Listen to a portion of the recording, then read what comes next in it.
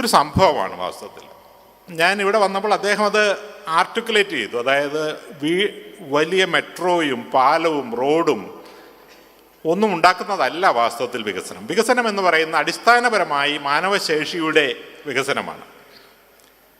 ഇപ്പം ഈ പ്രോഗ്രാം നടത്തുന്നു എന്ന് പറഞ്ഞപ്പോൾ ഞാൻ അദ്ദേഹത്തെ പറ്റി അന്വേഷിച്ചു. കേരളത്തിൽ നടക്കുന്ന ഓരോ മാറ്റങ്ങളും ഞാൻ ജനീവയിലിരുന്ന് ശ്രദ്ധിക്കുന്ന ആളാണ്.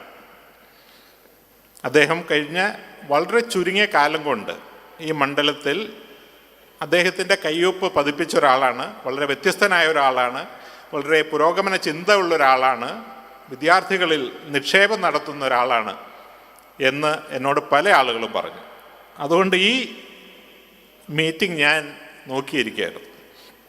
അപ്പോഴാണ് സമദാനി സാബും കൂടി ഉണ്ട് എന്ന് പറഞ്ഞത്. അത് എപ്പോഴും സന്തോഷമുള്ള കാര്യമാണ്. എൻ്റെ വിഷമം എന്താണെന്ന് പറഞ്ഞിട്ടുണ്ടെങ്കിൽ, ഞാൻ പ്രസംഗിക്കാൻ ചിലപ്പോൾ പ്രസംഗം ദൈർഘ്യം കുറയ്ക്കും. അപ്പോൾ എത്ര നേരം വേണമെങ്കിലും കേട്ടിരിക്കാവുന്ന ഒരാളാണ്. പക്ഷേ വേറൊരു അവസരത്തിൽ കൂടുതൽ സമയമുണ്ട്. ഞാനെപ്പോഴും യൂട്യൂബിൽ കേട്ടിരിക്കും. അദ്ദേഹം പറഞ്ഞ പോലെ ലക്ഷക്കണക്കിന് ആളുകൾ ഉണ്ട് എന്ന് പറഞ്ഞതുപോലെ ഞാനും അദ്ദേഹത്തിൻ്റെ സ്ഥിരമായി കേൾക്കുന്ന ഒരാളാണ്.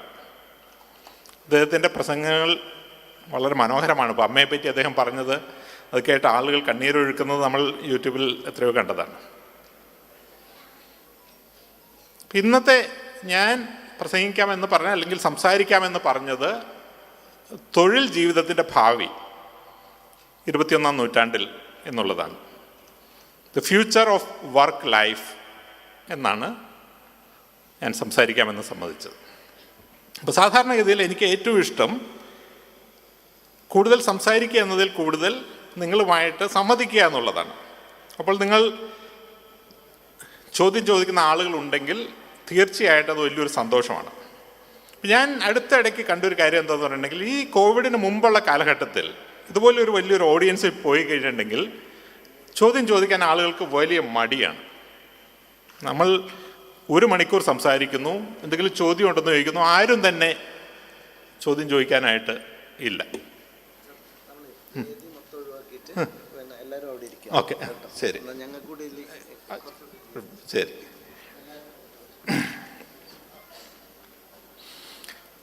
അപ്പോൾ ഞാൻ പറഞ്ഞത്, ഈ കോവിഡിന് മുമ്പുള്ള കാലഘട്ടത്തിൽ കുട്ടികൾക്ക് ചോദിക്കാൻ വലിയ മടിയായിരുന്നു. പക്ഷേ ഓൺലൈനിൻ്റെ വലിയൊരു മാറ്റം ഞാൻ കണ്ടത്, കുട്ടികളിൽ ആ മടി പൂർണ്ണമായും ഇല്ലാതായി.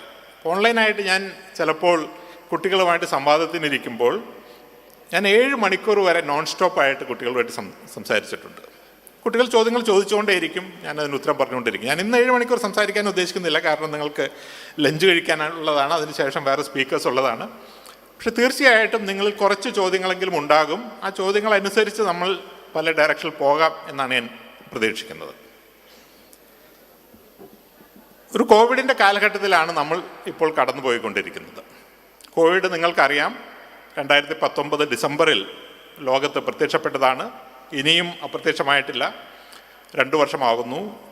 280 മില്യൺ 28 കോടി ആളുകളെ അത് ബാധിച്ചിരിക്കുന്നു. 5 മില്യൺ ആളുകളുടെ ജീവൻ അതെടുത്തിരിക്കുന്നു. 50 ലക്ഷത്തിൽ കൂടുതൽ ആളുകളുടെ ജീവൻ അതെടുത്തിരിക്കുന്നു. വലിയ മാറ്റങ്ങൾ ഈ കാലഘട്ടത്തിൽ ഉണ്ടായി. നമ്മളുടെ എല്ലാം ജീവിതത്തിൽ നമ്മൾ ലോക്ക്ഡൗണിലായി, കർഫ്യൂവിലായി, ഓൺലൈനായി, വർക്ക് ഫ്രം ഹോമായി, ഇങ്ങനെ പല മാറ്റങ്ങൾ നമ്മളുടെ ജീവിതത്തിലെല്ലാം ഉണ്ടായി. നമ്മളെല്ലാം ഈ കോവിഡ് കാലം ഒന്ന് കഴിയാൻ നോക്കിയിരിക്കുകയാണ്. പക്ഷേ നിർഭാഗ്യവശാൽ ഈ കോവിഡിന് ശേഷം വരാൻ പോകുന്നത്, കോവിഡ് വന്ന് കേരളത്തിലെല്ലാം കോവിഡ് ഒരു പ്രശ്നമായത് മാർച്ച് 2020-ലാണ്. ഈ മാർച്ച് 2020-ലേക്കുള്ളൊരു തിരിച്ചുപോക്കല്ല ഇനി ഉണ്ടാകാൻ പോകുന്നത്. നമ്മൾ കോവിഡ് കാലത്ത് കണ്ടതിലും വലിയ വലിയ മാറ്റങ്ങളാണ് ഇനി ലോകത്തുണ്ടാകാൻ പോകുന്നത്. ഇതാണ് ഞാൻ ആദ്യമായി നിങ്ങളോട് പറയാനായിട്ട് ആഗ്രഹിക്കുന്നത്. ഏതാണ്ട് 2010 മുതൽ നമ്മൾ 4ാം വ്യവസായ വിപ്ലവത്തിൻ്റെ തുടക്കത്തിലാണ്. നിങ്ങൾക്കറിയാം, 1ാം വ്യവസായ വിപ്ലവം എന്ന് പറയുന്നത് 18ാം നൂറ്റാണ്ടിൻ്റെ മധ്യം മുതൽ ഉണ്ടായ സ്റ്റീം എഞ്ചിൻ്റെ കണ്ടുപിടുത്തത്തോടെ ഉണ്ടായ മാറ്റങ്ങളാണ്. സാങ്കേതിക മാറ്റങ്ങളുണ്ടായി, രാഷ്ട്രീയ മാറ്റങ്ങളുണ്ടായി. 2ാം വ്യവസായ വിപ്ലവം എന്ന് പറയുന്നത് ഇലക്ട്രിസിറ്റി, ടെലഗ്രാഫ് ഇതിൻ്റെ കണ്ടുപിടുത്തത്തോടെ 19-ാം നൂറ്റാണ്ടിൻ്റെ അവസാനം ഉണ്ടായതാണ്. മൂന്നാം വ്യവസായ വിപ്ലവം എന്ന് പറയുന്നത് 20-ാം നൂറ്റാണ്ടിൻ്റെ അവസാനം ഇൻ്റർനെറ്റിൻ്റെ വരവോടെ ഇലക്ട്രോണിക്സിൽ ഉണ്ടായ മാറ്റങ്ങളോടെ ഉണ്ടായ മാറ്റങ്ങളാണ്. ഇപ്പോൾ നമ്മൾ 4-ാം വ്യവസായ വിപ്ലവത്തിൽ നിൽക്കുകയാണ്. 2010 മുതൽ ഏതാണ്ട് 2010 മുതൽ, ഒരു കൃത്യമായൊരു വർഷം പറഞ്ഞിട്ടല്ല ഇങ്ങനെയുള്ള മാറ്റങ്ങൾ വരുന്നത്. അപ്പോൾ 4 സാങ്കേതിക വിദ്യകളാണ് 4-ാം വ്യവസായ വിപ്ലവത്തെ മുന്നോട്ട് ചലിപ്പിക്കുന്നത്. ഒന്നാമത്തേത്, ഏറ്റവും പ്രാധാന്യമുള്ളത് നിർമ്മിത ബുദ്ധിയാണ്. സ്പീക്കർ അതിനെപ്പറ്റി ചെറുതായിട്ട് സൂചിപ്പിച്ചിരുന്നു. നമ്മൾ ചിന്തിക്കുന്നതും ചിന്തിക്കാത്തതുമായ രംഗങ്ങളിലെല്ലാം നിർമ്മിത ബുദ്ധി കടന്നു കയറുകയാണ്. രണ്ടാമത്തെ മാറ്റം എന്ന് പറയുന്നത് റോബോട്ടിക്സ് ആണ്. നമ്മൾ റോബോട്ട് ചെയ്യുമെന്ന് വിചാരിച്ചിരുന്ന ജോലികളും ഇല്ല എന്ന് വിചാരിച്ചിരുന്ന ജോലികളും ചെയ്ത് റോബോട്ട് മുന്നോട്ട് വരികയാണ്. മൂന്നാമത്തേത് ഇൻ്റർനെറ്റ് ഓഫ് തിങ്സ് ആണ്. നിങ്ങളത് കേട്ടിട്ടുണ്ടോന്ന് അറിയില്ല. ഇൻ്റർനെറ്റ് ഓഫ് തിങ്സ് എന്ന് കേട്ടിട്ടുള്ള എത്ര പേരുണ്ട്? കൈവക്കാമോ? ഇൻ്റർനെറ്റ് ഓഫ് തിങ്സ് എന്ന് പറയുന്നത് IoT കേട്ടിട്ടുള്ള ആളുകളുണ്ടോ? ഓക്കെ. നാലാമത്തേത് ഡ്രോൺസ് ആണ്. ഡ്രോൺസ് കാണാത്ത ആരെങ്കിലും ഉണ്ടോ? ഡ്രോൺസ് കണ്ടിട്ടുള്ള എത്ര പേരുണ്ടോ ഓഡിയൻസിൽ? എല്ലാ കല്യാണത്തിനും ഇപ്പോൾ ഇവിടെ തന്നെ ചിലപ്പോൾ ഡ്രോൺ ഉണ്ടായാം. ഡ്രോണുകൾ പറന്നു കിടക്കുകയാണ്. അപ്പോൾ ഡ്രോൺ എന്ന് പറയുന്നത് പുതിയൊരു കാര്യമാണ്. ഈ 4 സാങ്കേതിക വിദ്യകൾ ലോകത്തെ മൊത്തമായി മാറ്റിമറിക്കുകയാണ്. അപ്പം അതിന് തൊഴിൽ രംഗത്ത് വലിയൊരു മാറ്റമുണ്ടാക്കും. അതുകൊണ്ടാണ് ഞാൻ ഇന്ന് നിങ്ങളോട് ഈ കാര്യം പറയുന്നത്. തൊഴിൽ രംഗത്ത് എന്ത് മാറ്റങ്ങളാണ് ഉണ്ടാക്കാൻ പോകുന്നത്. ഞാൻ ഒരു ഉദാഹരണം പറയാം. ഞാൻ കഴിഞ്ഞ ആഴ്ച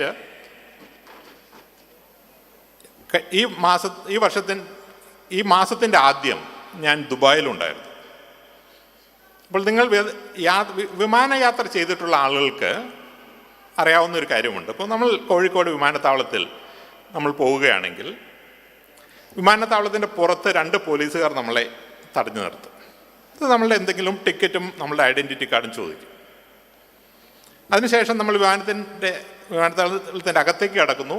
അവിടെ വേറൊരു പോലീസുകാരൻ നമ്മളെ തടഞ്ഞു നിർത്തും. അവരും നമ്മളുടെ ID ചോദിക്കും. അതിനുശേഷം നമ്മൾ ചെക്ക് ഇൻ കൗണ്ടറിൽ പോകുന്നു. അവിടെ നമ്മളുടെ പാസ്പോർട്ട് അല്ലെങ്കിൽ ID ചോദിക്കുന്നു. നമുക്ക് ബോർഡിംഗ് പാസ് തരുന്നു. അതിനുശേഷം വിദേശയാത്രയാണെങ്കിൽ ഒരു ഇമിഗ്രേഷൻ ഓഫീസർ നമ്മളുടെ പാസ്പോർട്ട് പരിശോധിക്കുന്നു. അതിൻ്റെ പുറകിൽ ഒരു കസ്റ്റംസ് ഓഫീസർ ഇരിക്കുന്നുണ്ട്. അതിനുശേഷം നമ്മൾ വിമാനത്തിലേക്ക് കയറുന്ന സ്ഥലത്ത് ഒരു എയർലൈൻ സ്റ്റാഫ് ഇരിക്കുന്നുണ്ട്.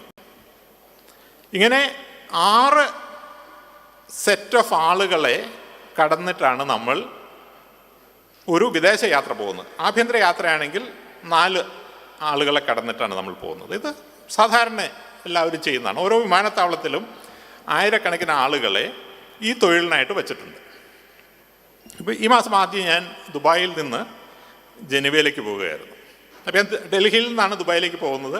ഡൽഹിയിൽ ഈ പറഞ്ഞ എല്ലാ സ്റ്റെപ്പും ഉണ്ട്. ആദ്യത്തെ പോലീസ്, രണ്ടാമത്തെ police, check in counter, immigration, customs, then boarding staff.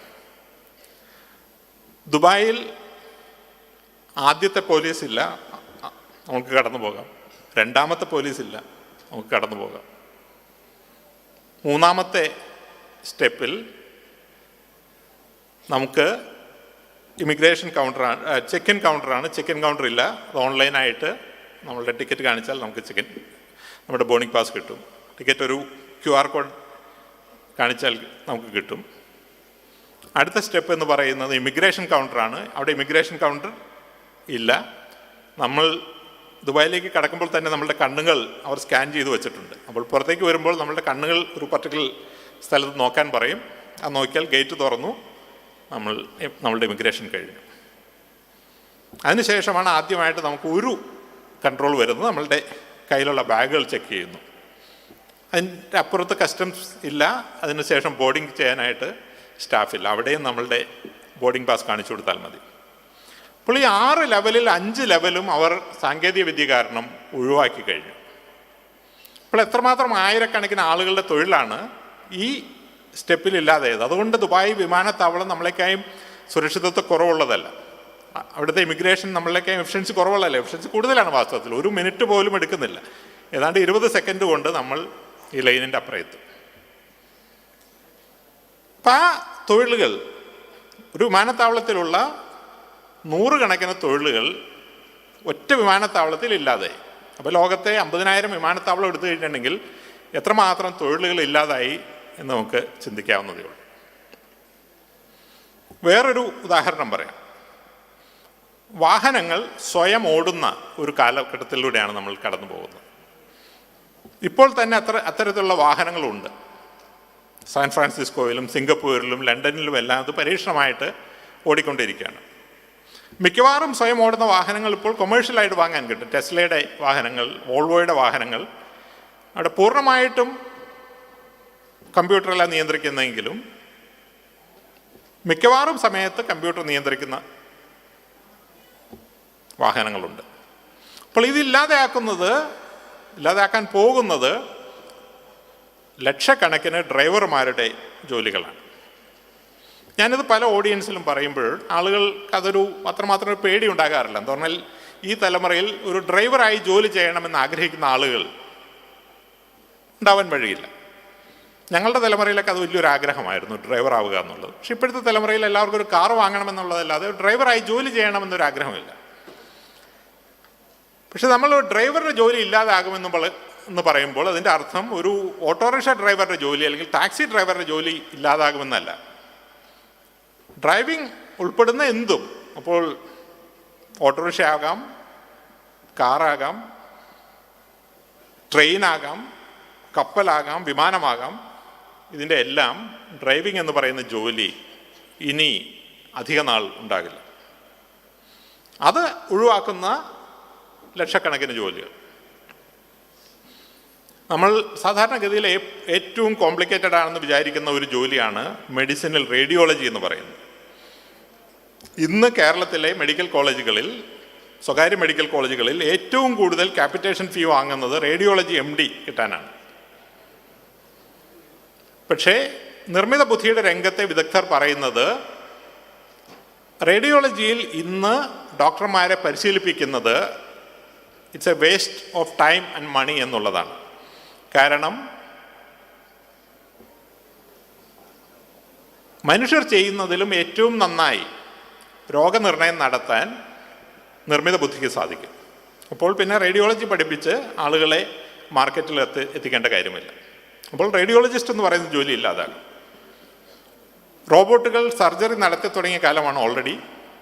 അപ്പോൾ ആ ജോലികൾ ഇല്ലാതാകും. ഈ ക്രിസ്മസ് കാലത്ത് ഞാൻ വായിക്കുകയായിരുന്നു, ഇംഗ്ലണ്ടിൽ സാധാരണഗതിയിൽ ഒരു ക്രിസ്മസ് ഡിന്നർ ഉണ്ടാക്കാനായിട്ടൊരു സാധാരണ കുടുംബത്തിൽ 12 മണിക്കൂർ അവർ ചിലവാക്കുമെന്നാണ് പറയുന്നത്, ക്രിസ്മസ് ഡിന്നർ. അപ്പോൾ ക്രിസ്മസ് ഡിന്നർ ഉണ്ടാക്കാൻ വേണ്ടി ഒരു റോബോട്ടിനെ അവർ ഉണ്ടാക്കിയിട്ടുണ്ട്.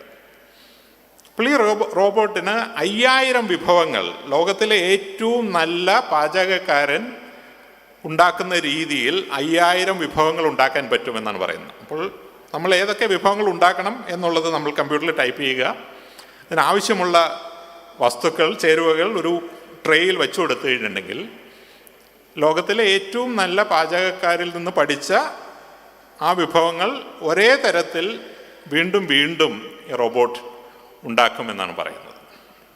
അതിപ്പോൾ മാർക്കറ്റിലുള്ളതാണ്, പഴയ കാര്യമല്ല. ഇപ്പം നമ്മൾ വിചാരിക്കും റോബോട്ട് എന്ന് പറയുന്നത് വലിയ ഫാക്ടറികളിൽ, നിസാൻ ഫാക്ടറി, ടൊയോട്ട ഫാക്ടറിയിൽ, അല്ലെങ്കിൽ ഇതുപോലെ ഹോട്ടലുകളിൽ, ഹോസ്പിറ്റലുകളിൽ ഒക്കെ ഉള്ളതായിരിക്കും. ഇത്തവണ ഞാൻ അബുദാബിയിൽ ഒരു ഷോപ്പിംഗ് മാളിൽ കൂടെ നടക്കുമ്പോൾ ഒരു റോബോട്ട് ഇങ്ങനെ ആ ഷോപ്പിംഗ് മാളിൽ കൂടെ നടക്കുകയാണ്, സൂപ്പർ മാർക്കറ്റിൽ കൂടെ നടക്കുകയാണ്. ആ റോബോട്ട് ഓരോ ഷെൽഫിലും പോയി ആ ഷെൽഫിൽ എത്രയൊക്കെ വസ്തുക്കൾ ബാക്കിയുണ്ട് എന്നുള്ളതിന് കണക്കെടുത്ത് അതിൻ്റെ ബേസ് സ്റ്റേഷനിലേക്ക് കൊടുക്കുന്നു. അതനുസരിച്ചിട്ടാണ് ആ ഷെൽഫ് സ്റ്റോക്ക് ചെയ്യുന്നത്. അപ്പോൾ നമ്മളുടെ തൊട്ടടുത്ത് എത്തിക്കഴിഞ്ഞു. എൻ്റെ വീട്ടിൽ വാസ്തവത്തിൽ റോബോട്ടുണ്ട്, എൻ്റെ വീട് ക്ലീൻ ചെയ്യാനായിട്ട് ഒരു റോബോട്ടുണ്ട്. അപ്പോൾ ഈ തരത്തിൽ ജോലികൾ നമ്മൾ വിചാരിക്കുന്നതിലും അതിവേഗതയിൽ ഇല്ലാതാവുകയാണ്. 2013 ഓക്സ്ഫോർഡ് യൂണിവേഴ്സിറ്റിയുടെ ഓക്സ്ഫോർഡ് മാർട്ടിൻ സ്കൂൾ ഒരു പഠനം നടത്തിയിരുന്നു. അതിന് ഫ്യൂച്ചർ ഓഫ് എംപ്ലോയ്മെൻറ്റ് എന്നാണ് ആ പഠനത്തിൻ്റെ പേര്. ഇന്ന് നമുക്കറിയാവുന്ന ജോലികളുടെ 46% 2030 ആകുന്നതോടെ ഇല്ലാതാകും എന്നാണ് ആ പഠനം പറഞ്ഞത്. 2030 എന്ന് പറഞ്ഞാൽ തൊട്ടടുത്താണ്, 10 വർഷമേ ഉള്ളൂ. അപ്പോൾ ഇന്ന് നമുക്കറിയാവുന്ന ജോലികളിൽ ഏതാണ്ട് പകുതിയും അടുത്ത 10 വർഷത്തിനകം ഇല്ലാതാകും എന്നാണ് ആ പഠനം പറഞ്ഞത്. സ്പീക്കർ പറയുകയുണ്ടായി, ജോലികൾ ഇല്ലാതാകുന്നത് പോലെ തന്നെ പുതിയ ജോലികൾ ഉണ്ടാകുകയും ചെയ്യും. ഇപ്പോൾ നിർമ്മിത ബുദ്ധി തൊഴിലുകൾ ഇല്ലാതാക്കുന്നു, പക്ഷെ നിർമ്മിത ബുദ്ധിയെ പഠിപ്പിക്കാൻ വേണ്ടിയുള്ള ജോലികൾ ഉണ്ടാകുന്നുണ്ട്. റോബോട്ടുകൾ ജോലികൾ ഇല്ലാതാക്കുന്നു, പക്ഷെ റോബോട്ടിനെ ഓപ്പറേറ്റ് ചെയ്യാനുള്ള ജോലികൾ ഉണ്ടാകുന്നുണ്ട്.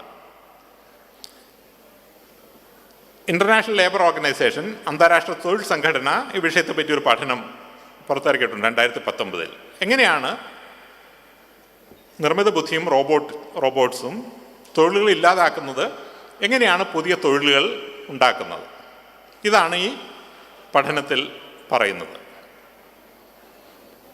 അപ്പോൾ ലക്ഷക്കണക്കിന് തൊഴിലുകൾ ഇല്ലാതാകുന്നത് ഒരു ലോകം, ആയിരക്കണക്കിന് തൊഴിലുകൾ ഉണ്ടാകുന്നത് വേറൊരു ലോകം.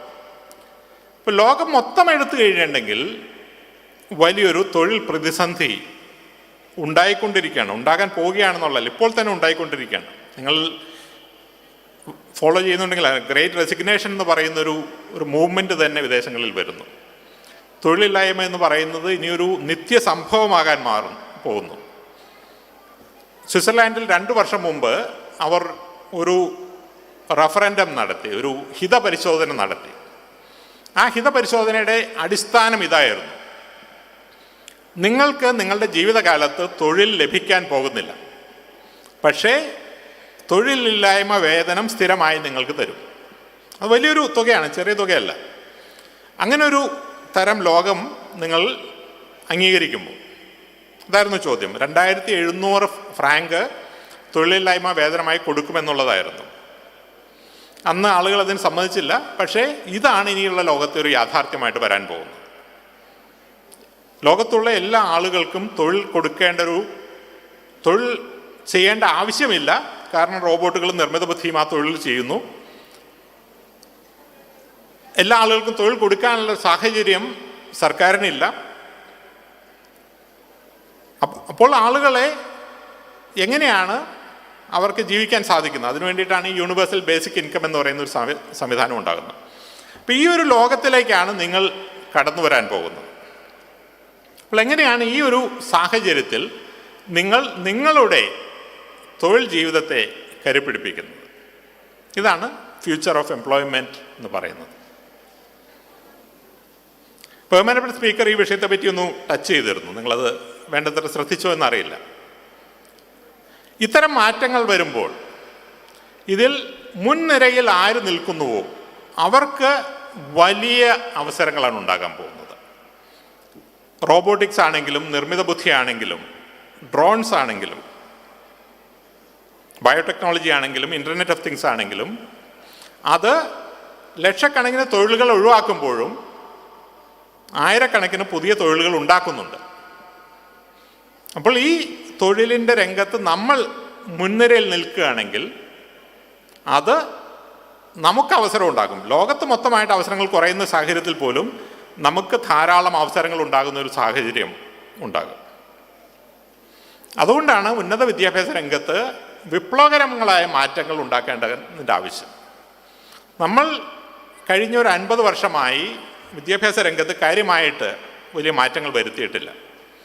പക്ഷെ ലോകത്ത് വിദ്യാഭ്യാസ രംഗത്ത് വലിയ വലിയ മാറ്റങ്ങൾ ഉണ്ടായിക്കഴിഞ്ഞു. നിങ്ങളിൽ അനവധി ആളുകൾ ഓൺലൈനായിട്ടുള്ള കോഴ്സുകൾ ഇപ്പോൾ പഠിക്കുന്നുണ്ടാകാം.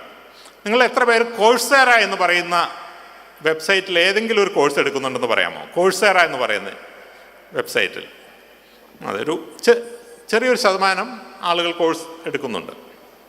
കോഴ്സേറ എന്ന് പറയുന്നത് 2012 സ്ഥാപിക്കപ്പെട്ട ഒരു ഓൺലൈൻ സ്റ്റഡി പ്ലാറ്റ്ഫോമാണ്. ഇപ്പോൾ അതിൽ 7 മില്യൺ അല്ലെങ്കിൽ 73 ലക്ഷം ആളുകൾ അവിടെ പഠിക്കുന്നുണ്ട്. ഓക്സ്ഫോർഡ് യൂണിവേഴ്സിറ്റി എന്ന് പറയുന്നത് 1000 കൊല്ലം മുമ്പ് ഉണ്ടാക്കിയ ഒരു സ്ഥാപനമാണ്. ഈ ഓക്സ്ഫോർഡ് യൂണിവേഴ്സിറ്റിയിൽ കഴിഞ്ഞ 1000 വർഷം പഠിച്ചതിൽ കൂടുതൽ വിദ്യാർത്ഥികൾ, 1000 വർഷം മൊത്തം എടുത്താൽ പഠിച്ചതിൽ കൂടുതൽ വിദ്യാർത്ഥികൾ കഴിഞ്ഞ 10 വർഷം കൊണ്ട് കോഴ്സേറയിൽ പഠിച്ചിട്ടുണ്ട്. കോഴ്സേറയിൽ അഡ്മിഷൻ എടുക്കുക എന്ന് പറഞ്ഞിട്ടുണ്ടെങ്കിൽ വെറും 3 മിനിറ്റ് സമയമുള്ള കാര്യമാണ്. 3 മിനിറ്റ് ഉള്ളൂ. പൂർണ്ണമായും സൗജന്യമാണ്. നമുക്ക് ഏത് വിഷയം വേണമെങ്കിലും എടുക്കാം. നമുക്ക് മെഡിസിനിലൊരു ടോപ്പിക്കാണ് താല്പര്യമെങ്കിൽ അതെടുക്കാം, റോബോട്ടിക്സ് ആണെങ്കിൽ അതെടുക്കാം, മ്യൂസിക് ആണെങ്കിൽ അതെടുക്കാം, ലിറ്ററേച്ചർ ആണെങ്കിൽ അതെടുക്കാം. ആ നിലയിലേക്കാണ് വിദ്യാഭ്യാസം മാറുന്നത്. ഇപ്പോൾ ഓൺലൈൻ കാലത്ത്, ഇത് ഓൺലൈന് മുമ്പ്, നമ്മളുടെ കോവിഡ് കാലത്തിന് മുമ്പുണ്ടായിരുന്നൊരു സാഹചര്യമാണ്. പക്ഷേ അതിനെപ്പറ്റി ആളുകൾക്ക് അറിയില്ലായിരുന്നു. പക്ഷെ ഇപ്പോൾ അത് തികച്ചും സാധാരണമായ ഒന്നായി. ഇനി വിദ്യാഭ്യാസ ലോകത്ത് സംഭവിക്കാൻ പോകുന്നത്,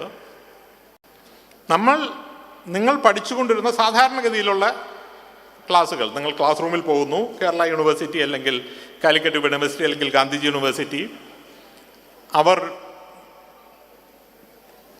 BSc മാത്തമാറ്റിക്സ് അല്ലെങ്കിൽ BA ഹിസ്റ്ററി, ഇംഗ്ലീഷ് എന്നുള്ള തരത്തിൽ കുറേ ഡിഗ്രി ഓഫർ ചെയ്യുന്നു.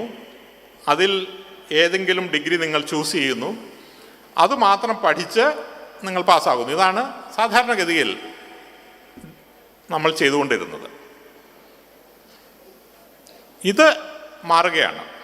പുതിയ വിദ്യാഭ്യാസ നയം, ന്യൂ എഡ്യൂക്കേഷൻ പോളിസി ജൂൺ 2020 കേന്ദ്ര ഗവൺമെൻറ് പുറത്തിറക്കിയിട്ടുണ്ട്. ഈ പുതിയ വിദ്യാഭ്യാസ നയത്തിൻ്റെ ഭാഗമായി UGC 2 പുതിയ നീക്കങ്ങൾ നടത്തിയിട്ടുണ്ട്. ഒന്ന്, അക്കാഡമിക് ബാങ്ക് ഓഫ് ക്രെഡിറ്റ് എന്നുള്ളതാണ്. ഇന്ത്യയിലുള്ള ഏതൊരു പൗരനും ഈ അക്കാഡമിക് ബാങ്ക് ഓഫ് ക്രെഡിറ്റിൽ ഒരു അക്കൗണ്ട് ഗവൺമെൻറ് സൗജന്യമായിട്ട് നൽകും. അതിനുശേഷം ലോകത്ത് എവിടെ നിന്നുമുള്ള കോഴ്സുകൾ ഓൺലൈനായോ ക്ലാസ് റൂമിൽ പോയോ നമുക്ക് പഠിക്കാം. ഈ പഠിച്ച കോഴ്സുകൾ നമ്മൾ പാസ്സാകുകയാണെങ്കിൽ അത് അക്കാഡമിക് ബാങ്ക് ഓഫ് ക്രെഡിറ്റിൽ നിക്ഷേപിക്കും.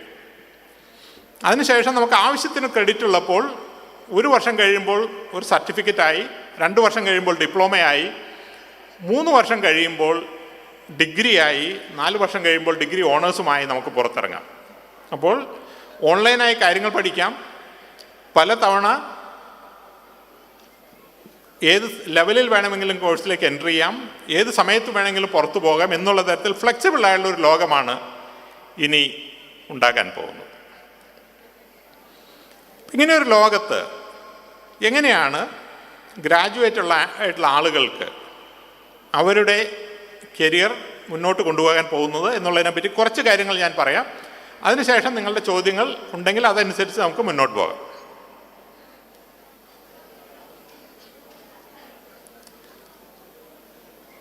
ഇരുപത്തൊന്നാം നൂറ്റാണ്ടിലെ വർക്ക് ലൈഫ് എന്നുള്ള വാക്കാണ് ഞാൻ പ്രയോഗിച്ചത്. തൊഴിൽ ജീവിതം. സാധാരണഗതിയിൽ ഇങ്ങനെയുള്ള സെഷൻസിന് പറയുമ്പോൾ കരിയർ മാനേജ്മെൻറ്റ് എന്നാണ് പറയാറുള്ളത്. കരിയർ എന്നുള്ള വാക്കിന് ഇനി 21-ാം നൂറ്റാണ്ടിൽ പ്രസക്തിയില്ല. കരിയർ എന്ന് നമ്മൾ പറയുന്നത് സാധാരണഗതിയിൽ നമ്മൾ ഒരു കോളേജിൽ പോയി വിദ്യാഭ്യാസം നേടി BSc, MSc വേണമെങ്കിൽ PhD എടുത്തു, എൻജിനീയറിംഗ് പാസ്സായി, MBBS പാസ്സായി, അതനുസരിച്ച് ഒരു ജോലി നേടി. ആ ജോലിയിൽ തുടർന്ന് നമ്മൾ അസിസ്റ്റൻ്റ് എഞ്ചിനീയറിൽ നിന്ന് ചീഫ് എഞ്ചിനീയർ വരെ പടിപടിയായി പ്രൊമോഷൻ എത്തി റിട്ടയർ ആയി ജീവിക്കുന്നു. ഇതാണ് നമ്മുടെ കരിയർ എന്ന് പറയുന്നത്. ആ കരിയർ പ്രോഗ്രഷൻ എന്ന് പറയുന്നത് ഒരു ജോലിയുടെ താഴത്തെ തട്ടിൽ നിന്ന് മുകളിലെ തട്ടിലേക്ക് പോകുന്നതിനാണ് കരിയർ പ്രോഗ്രഷൻ എന്ന് പറയുന്നത്. നിങ്ങളുടെ ജീവിതത്തിൽ അങ്ങനെ ഒരു കാലഘട്ടം ഉണ്ടാകില്ല.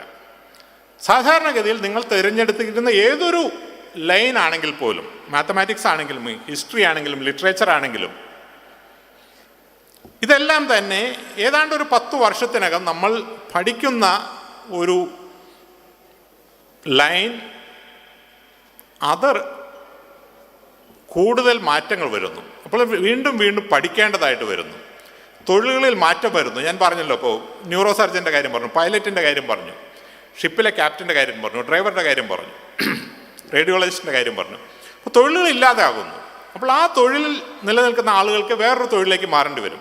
അപ്പോൾ ഒരു കരിയറിൽ നിന്ന് വേറൊരു കരിയറിലേക്ക് മാറേണ്ടി വരും. ഇതാണ് നമ്മൾ ആദ്യമായിട്ട് മനസ്സിലാക്കേണ്ടത്. ഇനിയുള്ള കാലത്ത് നിങ്ങളുടെ തൊഴിൽ എന്ന് പറയുന്ന ഒരു തൊഴിൽ ജീവിതമാണ്. ഒരു ഡിഗ്രി പഠിച്ച് ജീവിതകാലം മുഴുവൻ അതിൽ നിലനിൽക്കുക എന്നുള്ളതല്ല. അപ്പോൾ വീണ്ടും വീണ്ടും പഠിക്കാനും ജീവിതകാലം മുഴുവൻ പഠിക്കാനും നിങ്ങൾ തയ്യാറായിരിക്കുക എന്നുള്ളതാണ് ഏറ്റവും പ്രാധാന്യമുള്ളത്. രണ്ടാമത്തെ കാര്യം, നിങ്ങൾക്ക് എന്തറിയാം എന്നുള്ളതിൽ കൂടുതൽ നിങ്ങൾക്ക് ആരെ അറിയാം എന്നുള്ളതാണ് നിങ്ങളുടെ തൊഴിൽ ജീവിതത്തെ ഏറ്റവും കൂടുതൽ സ്വാധീനിക്കാൻ പോകുന്നത്. സമദാനി സാർ സംസാരിച്ചപ്പോൾ അദ്ദേഹം പറഞ്ഞു, ഡൽഹി യൂണിവേഴ്സിറ്റിയിൽ, ഡൽഹിയിലെ മറ്റുള്ള യൂണിവേഴ്സിറ്റികളിൽ, അലിഗഡ് മുസ്ലിം യൂണിവേഴ്സിറ്റി അല്ലെങ്കിൽ ജാമിയ മിലിയ ആണെങ്കിലും, ഡൽഹി യൂണിവേഴ്സിറ്റിയിലെ ലേഡി ശ്രീറാം കോളേജ് ആണെങ്കിലും, സെൻറ്റ് സ്റ്റീഫൻസിലാണെങ്കിലും, അവിടെ മലയാളികളുടെ എണ്ണം വളരെ വേഗത്തിൽ കൂടുകയാണ്. 10 വർഷം മുമ്പ് 50 കുട്ടികൾ ഉള്ളിടത്ത് ഇപ്പോൾ 2500 മാറിയിരിക്കുകയാണ്. കഴിഞ്ഞ 2 വർഷത്തിനകത്ത് തന്നെ 600-ൽ നിന്ന് 2500 മാറിയിരിക്കുകയാണ്. അത്ര വലിയ വേഗത്തിലാണ് മലയാളികൾ അവിടെ പോയി പെടുന്നത്. ഈ സെൻറ്റ് സ്റ്റീഫൻസിലോ ലേഡി ശ്രീറാമിലോ പോകുമ്പോൾ നമ്മുടെ തൊട്ടടുത്തുള്ള കോളേജിൽ പഠിക്കുന്ന ഹിസ്റ്ററിയിലോ കൊമേഴ്സിലോ കൂടുതലൊന്നും നമ്മളവിടെ പഠിക്കുന്നില്ല. പക്ഷെ അവിടെ നിന്ന് പുറത്തു വരുന്ന ആളുകൾക്ക് ലഭിക്കുന്ന അവസരങ്ങൾ എന്ന് പറയുന്നത് നമുക്ക് ചിന്തിക്കാൻ പോലും പറ്റുന്നതിൽ കൂടിയ അവസരങ്ങളാണ്. ഇതെന്തുകൊണ്ടാണ് അത് സംഭവിക്കുന്നത്? എന്തുകൊണ്ടാണ് ഡൽഹി യൂണിവേഴ്സിറ്റിയിൽ, ജവഹർലാൽ നെഹ്റു യൂണിവേഴ്സിറ്റിയിൽ, IIT-യിൽ ഉള്ള ആളുകൾക്ക് സാങ്കേതികമായി കൂടുതൽ അറിവില്ലെങ്കിലും കൂടുതൽ അവസരങ്ങൾ ലഭിക്കുന്നത്? ഇവിടെയാണ് നെറ്റ്വർക്കിംഗ് എന്ന് പറയുന്നതിൻ്റെ പ്രാധാന്യം. ഈ സ്ഥാപനങ്ങളിൽ നമ്മൾ ചെന്ന് ചേരുമ്പോൾ നമുക്ക് കിട്ടുന്നത് അന്ന് അവിടെ പഠിക്കുന്ന കുട്ടികളുടെ ഒരു നെറ്റ്വർക്ക്, അവിടെ നിന്ന് പഠിച്ചു പോയ കുട്ടികളുടെ ഒരു നെറ്റ്വർക്ക്. അപ്പോൾ ഈ സ്ഥാപനങ്ങളിൽ നിന്ന് പഠിച്ചു പോയ ആളുകൾ എല്ലാ രാജ്യങ്ങളിലും എല്ലാ സ്ഥലങ്ങളിലും ഇന്ന് ജോലി ചെയ്യുന്നുണ്ടാകും. അപ്പോൾ ഞാൻ കാൺപൂർ IIT-യിലാണ് പഠിച്ചത്. ഞാൻ ഡൽഹിയിലെ സെക്രട്ടറിയിൽ കൂടി ഇപ്പോൾ നടക്കുകയാണെങ്കിൽ അവിടെ ഉള്ളൊരു 50 സീനിയർ സെക്രട്ടറി ലെവലിലുള്ള IAS ഉദ്യോഗസ്ഥന്മാർ എൻ്റെ കാലഘട്ടത്തിൽ IIT-യിൽ പഠിച്ചതായിരിക്കും, അല്ലെങ്കിൽ IIT-യുമായി ഏതെങ്കിലും തരത്തിൽ ബന്ധമുള്ളവരായിരിക്കും. ഈ ഉള്ള ബന്ധം നമ്മളുടെ കരിയറിനെ മൊത്തമായി മുന്നോട്ട് നയിക്കും. അപ്പോൾ എങ്ങനെയാണ് ഇതുപോലെയുള്ള ബന്ധങ്ങൾ ഉണ്ടാക്കിയെടുക്കുക എന്നുള്ളതാണ് ഏറ്റവും പ്രധാനം. അതുകൊണ്ടാണ് നമ്മൾ ഏതെങ്കിലും അവസരമുണ്ടെങ്കിൽ നമുക്ക് ലഭ്യമായതിൽ ഏറ്റവും നല്ല വിദ്യാഭ്യാസ സ്ഥാപനത്തിൽ പോകാനായിട്ട് ശ്രമിക്കണം. ഞാൻ പറഞ്ഞ പോലെ അതൊരു വിഷയത്തിൽ കൂടുതൽ അറിവ് നേടുക എന്നുള്ളതല്ല പ്രധാനം. അപ്പോൾ നമുക്ക് എക്കണോമിക്സ് ആണ് ഇഷ്ടം, പക്ഷെ നമുക്ക് അവസരം വരുന്നത് ലെറ്റ്സ് സേ കൊമേഴ്സിലാണ്, പക്ഷേ ഡൽഹിയിൽ പോകാനുള്ള അവസരമുണ്ട്. അപ്പം അങ്ങനെയാണെങ്കിൽ തീർച്ചയായും നമ്മൾ ഡൽഹിയിൽ പോകാനുള്ള അവസരം കൂടുതൽ വാല്യുബിൾ ആയിട്ട് എടുക്കണം. ഇത് സാധാരണഗതിയിൽ ഇങ്ങനെ ആയിരിക്കില്ല നിങ്ങളോട് ആളുകൾ പറഞ്ഞു തന്നിട്ടുള്ളത്. നിങ്ങൾക്ക് ഏത് വിഷയമാണോ ഏറ്റവും കൂടുതൽ താല്പര്യം അതിൽ കൂടുതൽ ശ്രദ്ധ ചെലുത്തണം എന്നുള്ളതായിരിക്കും. 2 ദിവസം മുമ്പ് ഞാൻ ഈ വിഷയത്തെപ്പറ്റി ഒരു ലേഖനം വന്നിരുന്നു. അതെൻ്റെ ലിങ്ക്ഡിനിൽ ഞാൻ ഷെയർ ചെയ്തിരുന്നു. നമ്മളുടെ ഡ്രീം ജോബ് എന്ന് പറയുന്നത് നമ്മളൊരു ജോബിനെ മുൻകൂട്ടി കണ്ട് മെഡിസിൻ, എൻജിനീയറിംഗ്, ലോ എന്നുള്ള തരത്തിൽ മുന്നോട്ട് പോകുക എന്നുള്ളതല്ല. നമുക്ക് നന്നായി ചെയ്യാൻ സാധിക്കുന്നതും പൊതുരംഗത്തിന് ആവശ്യമുള്ളതുമായുള്ള ഒരു പ്രൊഫഷനെയാണ് നമ്മൾ ചൂസ് ചെയ്യേണ്ടത്. നമ്മളുടെ ഡ്രീം പാഷനെ ഫോളോ ചെയ്യുന്നത് കരിയർ രംഗത്ത് സാധാരണഗതിയിൽ നഷ്ടക്കച്ചവടമായിട്ടാണ് മാറാറുള്ളത്. അപ്പോൾ വേണ്ടത്ര നെറ്റ്വർക്കുകൾ ഉണ്ടാക്കിയെടുക്കുക എന്നുള്ളത് ഏറ്റവും പ്രാധാന്യമുള്ള കാര്യമാണ്. ഈ കൂട്ടത്തിലിരിക്കുന്ന ആളുകളോട് എനിക്ക് പറയാനുള്ളത്, നിങ്ങൾ എല്ലാവരും തന്നെ ഒരാളൊഴികെ നിങ്ങൾക്ക് പറ്റുന്നതിൽ ഏറ്റവും നല്ല വിദ്യാഭ്യാസ സ്ഥാപനത്തിൽ അടുത്ത ഉന്നത വിദ്യാഭ്യാസം നേടാനായിട്ട് ഉന്നത വിദ്യാഭ്യാസത്തിന് പോകുന്ന ആളുകളുണ്ടെങ്കിൽ അവർ തീർച്ചയായിട്ടും നിങ്ങൾക്ക് പറ്റുന്നതിൽ ഏറ്റവും നല്ലതെന്ന് പറയുന്നത് ലോക റാങ്കിങ് എല്ലാം ഉണ്ടല്ലോ. അതിൽ ഇപ്പോൾ സ്റ്റാൻഫോർഡിലോ ഓക്സ്ഫോർഡിലോ പോകാൻ കഴിവും സാഹചര്യമുള്ള ആളുകൾ തീർച്ചയായിട്ടും അവിടെ പോകണം. അവിടെയും കാരണം ഇത് തന്നെയാണ്, അവിടെ പുതിയ മാത്തമാറ്റിക്സ് ഒന്നും പഠിപ്പിക്കുന്നില്ല. പക്ഷേ ഓക്സ്ഫോർഡിൽ നിങ്ങൾക്ക് കിട്ടുന്ന ക്ലാസ്സിലെ ഡൈവേഴ്സിറ്റി എന്ന് പറയുന്നത് ഡൽഹി യൂണിവേഴ്സിറ്റിയിൽ കിട്ടുന്ന ഡൈവേഴ്സിറ്റിയിലും കൂടുതലായിരിക്കും. ഡൽഹി യൂണിവേഴ്സിറ്റിയിൽ കിട്ടുന്ന ഡൈവേഴ്സിറ്റി എന്ന് പറയുന്നത് തിരുവനന്തപുരത്ത് കിട്ടുന്നതിലും കൂടുതലായിരിക്കും. തിരുവനന്തപുരത്ത് കിട്ടുന്നത് മലപ്പുറത്ത് കിട്ടുന്നതിലും കൂടുതലായിരിക്കും. ഇതാണ് അതിൻ്റെ ഒരു രീതി. കരിയർ രംഗത്ത് ഞങ്ങൾക്കെല്ലാം ഏറ്റവും കൂടുതൽ ബെനിഫിറ്റ് ഉണ്ട്. അപ്പം എന്നെ സംബന്ധിച്ചിടത്തോളം ഏറ്റവും വലിയ മാറ്റം എൻ്റെ കരിയറിൽ ഉണ്ടാക്കിയത് 3 വിദ്യാഭ്യാസ സ്ഥാപനങ്ങളാണ്. ഒന്ന്, കാൺപൂർ IIT-യിൽ പോയത് ഉണ്ടാക്കിയ ഒരു നെറ്റ്വർക്ക്. രണ്ടാമത്തത് അമേരിക്കയിലെ യൂണിവേഴ്സിറ്റി ഓഫ് കാലിഫോർണിയ ബെർക്ക്ലിയിൽ അതുണ്ടാക്കിയ ഒരു നെറ്റ്വർക്ക്. മൂന്നാമത് ഐക്യരാഷ്ട്രസഭയുടെ യുണൈറ്റഡ് നേഷൻസ് യൂണിവേഴ്സിറ്റിയുടെ ലീഡർഷിപ്പ് അക്കാഡമി ഉണ്ട് ജോർഡാനിലെ അമ്മാനിൽ, അതുണ്ടാക്കിയ ഒരു നെറ്റ്വർക്ക്. ഈ നെറ്റ്വർക്കുകളാണ് നിങ്ങളുടെ കരിയറിനെ മൊത്തമായി മുന്നോട്ട് കൊണ്ടുപോകാൻ പോകുന്നത്. അപ്പോൾ നിങ്ങൾക്ക് സാധിക്കുന്നതിൽ ഏറ്റവും നല്ല വിദ്യാഭ്യാസ സ്ഥാപനം ഡൽഹിയിലെങ്കിൽ ഡൽഹിയിൽ, ബാംഗ്ലൂരെങ്കിൽ ബാംഗ്ലൂരിൽ, കോയമ്പത്തൂരെങ്കിൽ കോയമ്പത്തൂർ, തിരുവനന്തപുരത്തെങ്കിൽ തിരുവനന്തപുരത്ത്, അവിടെ പോയി അടുത്ത ഡിഗ്രി നേടാനായിട്ട് നിങ്ങൾ ശ്രമിക്കണം. അത് നിങ്ങളെ കരിയറിൻ്റെ പുതിയൊരു ഓർബിറ്റിലേക്ക് നയിക്കും. ഇപ്പോൾ എല്ലാ ആളുകൾക്കും ഇവിടെ എല്ലാം പോകാൻ സാധിച്ചൊന്നും വരില്ല. നമുക്ക് എല്ലാവർക്കും അതിൻ്റേതായ പ്രായോഗികമായുള്ള ബുദ്ധിമുട്ടുകളുണ്ട്. അങ്ങനെ സാധ്യതയുള്ളവരെല്ലാം ചെയ്യണം. പക്ഷെ അങ്ങനെ എല്ലാത്തവർക്കും ജീവിതം അവസാനിക്കുന്നൊന്നുമില്ല. ഇപ്പോൾ പുതിയ ലോകം വലിയ അവസരങ്ങൾ ഉണ്ടാക്കുന്നുണ്ട്. ലിങ്ക്ഡിൻ എന്ന് പറയുന്ന സോഷ്യൽ നെറ്റ്വർക്കിംഗ് സൈറ്റ് ഉണ്ട്. നിങ്ങളിൽ എത്ര പേർക്ക് ലിങ്ക്ഡിൻ അക്കൗണ്ട് ഉണ്ടെന്ന് ഷോ ഓഫ് ഹാൻഡ്സ് കാണിക്കാമോ? ഓക്കെ, ഞാൻ എല്ലാവരും കൈ പൊക്കാത്തതുകൊണ്ടെന്ന് അറിയില്ല. 30% ആളുകൾക്കാണ് ലിങ്ക്ഡിൻ അക്കൗണ്ട് ഉള്ളത്. നിങ്ങളുടെ ഈ പ്രായത്തിൽ ഒരു 12ാം ക്ലാസ് കഴിഞ്ഞ ആളുകളിൽ 100% ആളുകൾക്കും ലിങ്ക്ഡിൻ അക്കൗണ്ടുകൾ ഉണ്ടായിരിക്കേണ്ടത് നിർബന്ധമുള്ള കാര്യമാണ്. കാരണം ഇനിയുള്ള കാലത്ത് നമ്മൾ തൊഴിൽ അന്വേഷിച്ച് പോവുകയല്ല ചെയ്യുന്നത്, തൊഴിലുകൾ നമ്മളെ അന്വേഷിച്ച് വരികയാണ് ചെയ്യുന്നത്. ഇത് നാളത്തെ കാര്യമല്ല. ഇപ്പോൾ തന്നെ ദുബായിലാണെങ്കിലും യൂറോപ്പിലാണെങ്കിലും അമേരിക്കയിലാണെങ്കിലും ബാംഗ്ലൂരാണെങ്കിലും സംഭവിക്കുന്ന ഇതാണ്. നമുക്കൊരു ലിങ്ക്ഡിൻ പ്രൊഫൈൽ ഉണ്ടെങ്കിൽ കമ്പനികൾ നമ്മളെ തേടിയെത്തും. ഈ കമ്പനികൾ എന്ന് പറയുന്നത് ഒരു മനുഷ്യൻ അവിടെ ഇരുന്ന് നമ്മളുടെ CV പരിശോധിക്കുകയല്ല ചെയ്യുന്നത്. ഓരോ നിർമ്മിത ബുദ്ധി നിർമ്മിച്ച പ്രോഗ്രാമുകളുണ്ട്. ഈ പ്രോഗ്രാമുകൾ നമ്മളെ പൂർണ്ണമായും സെർച്ച് ചെയ്തുകൊണ്ടിരിക്കുകയാണ്. ആ സെർച്ചിൽ നമ്മുടെ ലിങ്ക്ഡിൻ പ്രൊഫൈൽ ആക്റ്റീവ് ആണെങ്കിൽ അവർ നമ്മളെ തേടിയെത്തും. അവിടെ നിന്നാണ് നമുക്ക് തൊഴിൽ ലഭിക്കുന്നത്. അപ്പോൾ തീർച്ചയായിട്ടും ഇന്ന് വൈകിട്ട് തന്നെ നിങ്ങൾ വീട്ടിൽ പോയി ലിങ്ക്ഡിൻ പ്രൊഫൈൽ ഉണ്ടാക്കണമെന്ന് മാത്രമല്ല, ആ ലിങ്ക്ഡിൻ പ്രൊഫൈൽ സ്ഥിരമായി ആക്ടിവേറ്റ് ചെയ്തുകൊണ്ടിരിക്കുകയും വേണം. അവിടെ എന്തെങ്കിലും ഷെയർ ചെയ്യുക, അതിൽ ഉള്ള ആളുകളെ ഫോളോ ചെയ്യുക, എന്തെങ്കിലും കമൻറ്റ് ചെയ്യുക. ഇതെല്ലാം ലിങ്ക്ഡിൻ്റെ അൽഗോരിതം ഓരോ നിമിഷത്തിലും ശ്രദ്ധിച്ചുകൊണ്ടിരിക്കുകയാണ്. നിങ്ങൾ 4-5 വർഷം ഈ ലിങ്ക്ഡിനിൽ ഫോളോ ചെയ്യുന്നുണ്ടെങ്കിൽ നിങ്ങൾ ചെയ്ത ഓരോ നിമിഷത്തിലെ കാര്യവും ഈ അൽഗോരിതം ട്രാക്ക് ചെയ്തുകൊണ്ടിരിക്കുകയാണ്.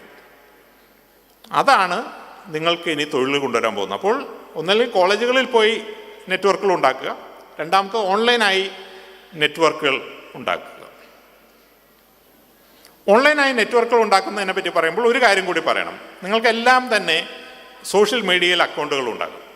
ഫേസ്ബുക്കിലാണെങ്കിൽ, ഇൻസ്റ്റാഗ്രാമിലാണെങ്കിൽ, സ്നാപ്ചാറ്റിലാണെങ്കിൽ അക്കൗണ്ടുകൾ ഉണ്ടാകും.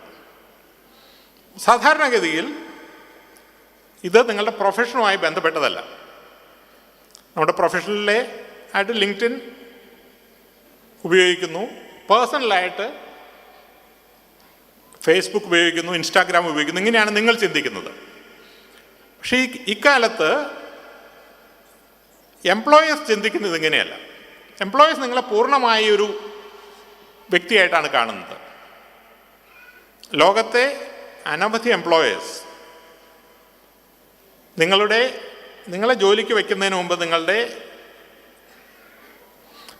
Personal profile, social media profile അവരുടെ നിർമ്മിത ബുദ്ധിയിലൂടെ കടത്തിവിടുകയാണ്. അപ്പോൾ നിങ്ങൾ ചെയ്യുന്ന ഓരോ കാര്യങ്ങളും അതിൽ നിന്ന് നിങ്ങൾ ഏതു തരം പേഴ്സണാലിറ്റിയാണ് എന്ന് അവർ കണ്ടുപിടിക്കുകയാണ്. ഇതിനെപ്പറ്റിയൊക്കെ ഗവേഷണം നടന്നിട്ടുണ്ട്. കാംബ്രിഡ്ജ് യൂണിവേഴ്സിറ്റിയിൽ നടത്തിയൊരു ഗവേഷണം പറയുന്നത്, നിങ്ങൾ ഫേസ്ബുക്കുമായി നടത്തിയ 69 ഇൻറ്ററാക്ഷൻ, നിങ്ങളൊരു ലൈക്ക് ചെയ്യുന്നു, ഷെയർ ചെയ്യുന്നു, കമൻറ്റ് ചെയ്യുന്നു, 69 പ്രാവശ്യം നിങ്ങൾ ഫേസ്ബുക്കുമായി ഇൻറ്ററാക്ട് ചെയ്തിട്ടുണ്ടെങ്കിൽ നിങ്ങളുടെ വ്യക്തിത്വത്തിൻ്റെ അടിസ്ഥാനപരമായ കാര്യങ്ങൾ ആ അൽഗോരിതത്തിന് പ്രെഡിക്റ്റ് ചെയ്യാൻ പറ്റുമെന്നാണ് പറയുന്നത്. നിങ്ങളുടെ രാഷ്ട്രീയ വ്യൂ എന്താണ്, നിങ്ങളുടെ ഇൻ്റലക്ച്വൽ ഓറിയൻറ്റേഷൻ എവിടത്തേക്കാണ്. നിങ്ങൾ ഫേസ്ബുക്കുമായി 250 ഇൻട്രാക്ഷൻ നടത്തിയിട്ടുണ്ടെങ്കിൽ നിങ്ങളുടെ ഏറ്റവും അടുത്ത സുഹൃത്തിന് അറിയുന്നതിൽ കൂടുതൽ കാര്യങ്ങൾ അൽഗോരിതത്തിന് പറയാൻ പറ്റുമെന്നാണ് പറയുന്നത്. നിങ്ങൾ 500 ഇൻറ്ററാക്ഷൻ ഫേസ്ബുക്കുമായിട്ട് നടത്തിയിട്ടുണ്ടെങ്കിൽ നിങ്ങളുടെ കുടുംബത്തിലെ നിങ്ങളുടെ അച്ഛനും അമ്മയ്ക്കോ സഹോദരങ്ങൾക്കോ നിങ്ങളെ അറിയുന്നതിൽ കൂടുതൽ നന്നായി നിർമ്മിത ബുദ്ധിക്ക് നിങ്ങൾ അറിയാൻ പറ്റുമെന്നാണ് പറയുന്നത്. ഇതെല്ലാം പബ്ലിക് ഡൊമൈനിലുള്ള കാര്യങ്ങളാണ്, ഗവേഷണ ഫലമാണ്. നമ്മളെല്ലാം ഓരോ ദിവസവും 10-20 പ്രാവശ്യം ഫേസ്ബുക്കുമായിട്ട് ഇൻറ്ററാക്ട് ചെയ്യുന്ന ആളാണ്. കഴിഞ്ഞ 10 വർഷത്തിനിടയിൽ ഞാൻ ഒരുപക്ഷെ 10,000 പ്രാവശ്യം ഫേസ്ബുക്കുമായിട്ട് ഇൻറ്ററാക്ട് ചെയ്തു. അപ്പോൾ നമ്മളുടെ സൂക്ഷ്മമായ ഓരോ കാര്യങ്ങളും ഫേസ്ബുക്കിനറിയാം. നമ്മുടെ നാളത്തെ തൊഴിൽ സാധ്യതയെ നമ്മൾ സാമൂഹ്യ മാധ്യമത്തിൽ നടത്തുന്ന ഓരോ ഇടപെടലുകളും സ്വാധീനിക്കും. അതിൻ്റെ അർത്ഥം അത് ചെയ്യേണ്ട എന്നുള്ളതല്ല, പക്ഷെ അങ്ങനെ നമ്മുടെ ലിങ്ക്ഡിനിൽ മാത്രമല്ല നമ്മുടെ ഫേസ്ബുക്കിലും നിർമ്മിത ബുദ്ധി നമ്മളെ ചാരക്കണ്ണുകളോടെ നോക്കിക്കൊന്നുണ്ട് എന്നുള്ള കാര്യം നമ്മൾ അറിഞ്ഞിരുന്നാൽ അത് അനുസരിച്ച് കാര്യങ്ങൾ ചെയ്യാൻ നമ്മൾ പഠിക്കും. അല്ലെങ്കിൽ നമ്മൾ പുതിയ ലോകത്ത് നമ്മൾ പുറന്തള്ളപ്പെട്ടു പോകും. ഇന്നത് പ്രൈവറ്റ് കമ്പനികളാണ് ചെയ്യുന്നത്. നാളെ ഇത് നമ്മളുടെ കേരള പബ്ലിക് സർവീസ് കമ്മീഷൻ അല്ലെങ്കിൽ UPSC അവർ ആളുകളെ തിരഞ്ഞെടുക്കുന്നത് ഇന്നത്തെ പോലെ പരീക്ഷ നടത്തി ആയിരിക്കില്ല, അവരുടെ ലിങ്ക്ഡിൻ പ്രൊഫൈൽ അനലൈസ് ചെയ്തിട്ടായിരിക്കും. അതുപോലെ തന്നെ നമ്മൾ ഓൺലൈൻ പഠിക്കുമ്പോൾ സാധാരണഗതിയിൽ ഇന്നത്തെ വിദ്യാഭ്യാസം എന്ന് പറയുന്നത് നമ്മൾ പഠിക്കുന്നത് ക്ലാസ് റൂമിൽ, സിലബസ് തരുന്നത് യൂണിവേഴ്സിറ്റി, പരീക്ഷ നടത്തുന്നത് യൂണിവേഴ്സിറ്റി, സർട്ടിഫിക്കറ്റ് തരുന്നത് യൂണിവേഴ്സിറ്റി, ഇതെല്ലാം ഒറ്റ യൂണിവേഴ്സിറ്റിയിലാണ് സംഭവിക്കുന്നത്. പക്ഷെ ഇനിയുള്ള ലോകം അങ്ങനെയല്ല. ഇനിയുള്ള ലോകത്ത് നമ്മുടെ സിലബസ് തീരുമാനിക്കുന്നത് ആ പ്രൊഫഷനിലുള്ള ആളുകളായിരിക്കും. മെഡിക്കൽ സിലബസ് തീരുമാനിക്കുന്ന മെഡിക്കൽ കൗൺസിൽ ഓഫ് ഇന്ത്യ അതുതന്നെ ഗ്ലോബൽ ആയിട്ടുള്ള സംവിധാനങ്ങളായിരിക്കും. അപ്പോൾ അമേരിക്കയിലെ മെഡിക്കൽ കൗൺസിൽ എന്ത് തീരുമാനിക്കുന്നു അതായിരിക്കും ലോകത്ത് ഇനി മെഡിസിൻ്റെ സിലബസായി മാറാൻ പോകുന്നത്. പഠിപ്പിക്കുന്നത് ലോകത്ത് എവിടെയുള്ള മെഡിക്കൽ കോളേജുകളാവാം, പെരിന്തൽമണ്ണയിലുള്ളതാവാം, മഞ്ചേരിയിലുള്ളതാകാം, കോഴിക്കോടുള്ളതാകാം. പക്ഷേ ഇവരുടെ പരീക്ഷ നടത്തുന്നതും ഇവരെ റേറ്റ് ചെയ്യുന്നതും തിരിച്ച് അന്താരാഷ്ട്രമായിട്ടുള്ള സംവിധാനങ്ങളായിരിക്കും. ഇപ്പോൾ തന്നെ ലിങ്ക്ഡിനിൽ പോയി കഴിഞ്ഞിട്ടുണ്ടെങ്കിൽ അവരുടെ സർട്ടിഫിക്കേഷൻ സ്കീമുണ്ട്. നമ്മൾ എക്സൽ അറിയാവുന്ന ഒരാളാണെന്ന് എക്സലിൻ്റെ സർട്ടിഫിക്കറ്റ് നമുക്ക് വാങ്ങാം, ലിങ്ക്ഡിൻ്റെ സർട്ടിഫിക്കറ്റ് വാങ്ങാം. തൊഴിൽ കമ്പോളത്തിൽ നിങ്ങളുടെ ലിങ്ക്ഡിൻ സർട്ടിഫിക്കറ്റിനായിരിക്കാം കൂടുതൽ വാല്യൂ, നിങ്ങൾ ലോക്കൽ ഇൻസ്റ്റിറ്റ്യൂട്ടിൽ പഠിച്ചതിലായിരിക്കില്ല. ഞാൻ യൂണിവേഴ്സിറ്റി റാങ്കിങ്ങിനെ പറ്റി ആദ്യമേ പറഞ്ഞു. ലോകത്ത് 10,000 യൂണിവേഴ്സിറ്റികളുണ്ട്. കേരളത്തിലെ ഒരു യൂണിവേഴ്സിറ്റികൾ പോലും ആദ്യത്തെ 1000 യൂണിവേഴ്സിറ്റികളിൽ പോലുമില്ല. ജവഹർലാൽ നെഹ്റു യൂണിവേഴ്സിറ്റി 370 തോന്നുന്നു. അപ്പോൾ നമ്മൾ അന്താരാഷ്ട്രമായൊരു തൊഴിലിന് വേണ്ടിയിട്ട് ശ്രമിക്കുമ്പോൾ ലോകത്തൊട്ടും അറിയപ്പെടാത്തൊരു യൂണിവേഴ്സിറ്റിയിൽ നിന്ന് ആണ് നമുക്ക് ബിരുദം കിട്ടുന്നതെങ്കിൽ തീർച്ചയായിട്ടും അതിനൊരു വാല്യൂ ഉണ്ടാകില്ല. അങ്ങനെ വാല്യൂ ഉണ്ടാകണമെങ്കിൽ അന്താരാഷ്ട്രമായ ഒരു റേറ്റിംഗ് ഏജൻസിയിൽ നിന്നും നമ്മളുടെ അറിവിനെ റേറ്റ് ചെയ്യേണ്ടി വരും. ഞാൻ കഴിഞ്ഞ ദിവസം എൻ്റെ സുഹൃത്ത് സുധീർ മോഹനുമായിട്ട് ഈ വിഷയം സംസാരിക്കുകയായിരുന്നു. ഇപ്പം IT രംഗത്ത് ചില റേറ്റിംഗ് ഏജൻസികളുണ്ട്. സിസ്കോ എന്ന് പറയുന്നത് നെറ്റ്വർക്കിങ്ങിൻ്റെ ഒരു റേറ്റിംഗ് ഏജൻസിയാണ്. മൈക്രോസോഫ്റ്റിന് അവരുടേതായ മൈക്രോസോഫ്റ്റ് പ്രൊഫഷണൽ സർട്ടിഫിക്കേഷനുണ്ട്. ഗൂഗിളിൻ്റെ ക്ലൗഡ് സർട്ടിഫിക്കേഷനുണ്ട്. ഈ സർട്ടിഫിക്കറ്റുകൾ ഏതെങ്കിലും നിങ്ങൾക്കുണ്ടെങ്കിൽ ജോലി 100% ഉറപ്പാണ്. ഇങ്ങനെയുള്ള സർട്ടിഫിക്കേഷനുള്ള ആളുകളെ, അപ്പോൾ ഈ സർട്ടിഫിക്കേഷൻ കേരള യൂണിവേഴ്സിറ്റി നൽകുന്നതല്ല, JNU നൽകുന്നതല്ല, ഹാർവാർഡ് നൽകുന്നതല്ല, യൂണിവേഴ്സിറ്റി പോലുമല്ല. പക്ഷേ തൊഴിൽ കമ്പോളത്തിന് ആവശ്യം ഈ തൊഴിൽ അറിയാമെന്ന് ഇതുപോലുള്ള പ്രൊഫഷണൽ ഏജൻസികൾ സർട്ടിഫൈ ചെയ്യുന്നതാണ്. നാളത്തെ ലോകം അതായിരിക്കും. അപ്പം നിങ്ങൾക്ക് വിജ്ഞാനം എവിടെ നിന്നും എടുക്കാം, ഓൺലൈനായിട്ട് എടുക്കാം, ക്ലാസ് റൂമിൽ പോയി എടുക്കാം, നിങ്ങളുടെ യൂണിവേഴ്സിറ്റിയിൽ പഠിക്കാം, അടുത്തുള്ള കോളേജിൽ പോയി പഠിക്കാം. പക്ഷേ നിങ്ങളെ റേറ്റ് ചെയ്യപ്പെടുന്നത് അന്താരാഷ്ട്രമായി എംപ്ലോയേഴ്സ് മാർക്കറ്റ് ചെയ്യുന്ന, പ്രിഫർ ചെയ്യുന്ന ഒരു രീതിയായിരിക്കും. അപ്പോൾ ഇത് നിങ്ങൾ ശ്രദ്ധിക്കേണ്ടതാണ്. എവിടെയാണ് തൊഴിലിന് ആവശ്യം, ഏത് സർട്ടിഫിക്കേഷനാണ് അവർ സ്വീകരിക്കാൻ സാധ്യതയുള്ളത്, ആ സർട്ടിഫിക്കേഷൻ ലഭിക്കാനായിട്ട് ശ്രമിക്കണം. മൂന്നാമത്തത് ഞാൻ ആദ്യമേ പറഞ്ഞു, ജീവിതകാലം മുഴുവനുള്ള എഡ്യൂക്കേഷനാണ്. അപ്പോൾ നമ്മൾ ഡിഗ്രി എടുത്തു, ഇപ്പോൾ തന്നെ PGക്ക് പോകണമെന്ന് നമ്മൾ നിർബന്ധം പിടിക്കേണ്ട കാര്യമില്ല. ഒരു തൊഴിലിന് അവസരമുണ്ടെങ്കിൽ തീർച്ചയായിട്ടും ആ തൊഴിൽ രംഗത്തേക്ക് മാറും. അതിനുശേഷം ആ തൊഴിൽ ഏത് കാര്യമാണോ പുതുതായിട്ട് പഠിക്കേണ്ടത് അത് പഠിക്കുക. അങ്ങനെ തൊഴിൽ രംഗത്ത് നമുക്ക് മുന്നേറാം. ഇന്ത്യയിൽ സാധാരണഗതി, കേരളത്തിൽ പ്രത്യേകിച്ച് സാധാരണഗതി സംഭവിക്കുന്നത് ഡിഫെൻസീവ് എഡ്യൂക്കേഷൻ എന്ന് പറയുന്ന ഒരു കാര്യമാണ്. അതായത് ഡിഗ്രി കഴിയുമ്പോൾ ഓട്ടോമാറ്റിക്കായി നമ്മൾ പി ജിയിലേക്ക് പോകുന്നു. പി ജി കഴിയുമ്പോൾ വേണമെങ്കിൽ പി എച്ച് ഡിയിലേക്ക് പോകുന്നു. അപ്പോൾ പി ജി കഴിഞ്ഞ അനവധി ആളുകൾ നാട്ടിലുണ്ട്, പക്ഷെ ഇവർക്കുള്ള ജോലിയില്ല. അപ്പോൾ അവർ നേരെ പി എസ് സി പരീക്ഷ എഴുതാൻ പോകുന്നു, അല്ലെങ്കിൽ ബസ് കണ്ടക്ടർ ആവാനായിട്ട് പോകുന്നു. ഈ ബസ് കണ്ടക്ടറെ ജോലി ചെയ്യാനായിട്ട് ഒരു പി ജിയുടെ ആവശ്യമില്ല, പക്ഷേ പി ജിക്കാർ കൂടുതലുള്ളതുകൊണ്ട് ബസ് കണ്ടക്ടർമാരായി മാറുന്നു. അതിൻ്റെ ആവശ്യമില്ല. നമ്മൾ ബസ് കണ്ടക്ടർ ആവുക എന്നുള്ളതാണ് നമ്മുടെ ലക്ഷ്യമെങ്കിൽ, സാധ്യതയെങ്കിൽ നമുക്ക് 12ാം ക്ലാസ് കഴിയുമ്പോൾ തന്നെ പരീക്ഷ എഴുതാമല്ലോ. അപ്പോൾ നമുക്ക് 3 വർഷത്തെ അഡ്വാൻറ്റേജ് കിട്ടി. ആ കാലഘട്ടത്തിൽ ബസ് കണ്ടക്ടറായി ഇരുന്നു കൊണ്ട് നമുക്ക് വേണമെങ്കിൽ ഉന്നത പഠനം നടത്താം, അല്ലെങ്കിൽ ആ രംഗത്ത് തന്നെ മുന്നോട്ട് പോകാനായിട്ട് ശ്രമിക്കാം. അതായിരിക്കണം നമ്മുടെ കരിയറിൻ്റെ അടുത്ത തിങ്കിങ്. ഏറ്റവും വേഗത്തിൽ എംപ്ലോയ്മെൻറ്റ് മാർക്കറ്റിൽ എങ്ങനെ എത്തിപ്പറ്റുക എന്നുള്ളതാണ്. എല്ലാ തൊഴിലുകളും മഹത്തരമാണ് എന്ന് നമ്മൾ എപ്പോഴും പറയും, സത്യമാണ്. പക്ഷേ തൊഴിലുകളുടെ ഭാവി എന്നുള്ള ഒന്നുകൂടിയുണ്ട്. നമുക്ക് വളരെ പരിചയമുള്ളൊരു തൊഴിൽ പറയാം. ഇപ്പോൾ ഈ കൊറോണ കാലത്ത് ഉണ്ടായൊരു തൊഴിലാണ് സൊമാറ്റോ പോലെയുള്ള ഫുഡ് ഡെലിവറി സംവിധാനങ്ങൾ, അല്ലെങ്കിൽ ഊബർ എന്ന് പറയുന്ന ടാക്സിയുടെ ഡ്രൈവർ ആകുന്നത്. ഒട്ടും മോശമായ തൊഴിലല്ല, സാമാന്യം വരവ് ഉള്ളൊരു തൊഴിലാണ്. പക്ഷേ ആ തൊഴിൽ ജീവിതത്തിൻ്റെ ഭാവിയിലേക്ക് നമ്മൾ പ്രൊജക്റ്റ് ചെയ്ത് കഴിഞ്ഞിട്ടുണ്ടെങ്കിൽ അവിടെ വലിയ അവസരങ്ങൾ നമ്മൾ കാണുന്നില്ല. അപ്പോൾ നമ്മുടെ ഇൻകത്തെ സപ്ലിമെൻ്റ് ചെയ്യാനായിട്ട് ഉപയോഗിക്കാം. നമ്മൾ ഡിഗ്രി പഠിക്കാനുള്ള, അല്ലെങ്കിൽ വേറെ എന്തെങ്കിലും പഠിക്കാനുള്ള തൊഴിൽ സമ്പാദന പണം ഉണ്ടാക്കാനായിട്ട് നമുക്ക് ഉപയോഗിക്കാം.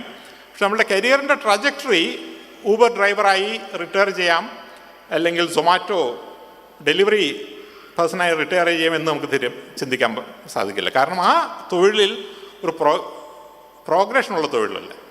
ഇത് നമ്മൾ ശ്രദ്ധിക്കേണ്ടതാണ്. നമ്മൾ തൊഴിൽ രംഗത്തേക്ക് വേഗത്തിൽ എത്തുമ്പോൾ തന്നെ ആ തൊഴിലിന് ഭാവിയുണ്ടോ, അല്ലെങ്കിൽ ആ തൊഴിൽ രംഗത്തിരുന്ന് നമുക്ക് മുന്നോട്ട് പോകാൻ സാധിക്കുമോ എന്നുള്ള കാര്യവും നിങ്ങൾ ശ്രദ്ധിക്കണം.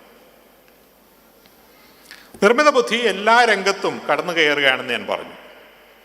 അനവധി തൊഴിലുകൾ ഇല്ലാതാക്കുമെന്ന് ഞാൻ പറഞ്ഞു. പക്ഷേ ഇതെല്ലാം വളരെ വേഗത്തിൽ ചില കാര്യങ്ങൾ സംഭവിക്കും.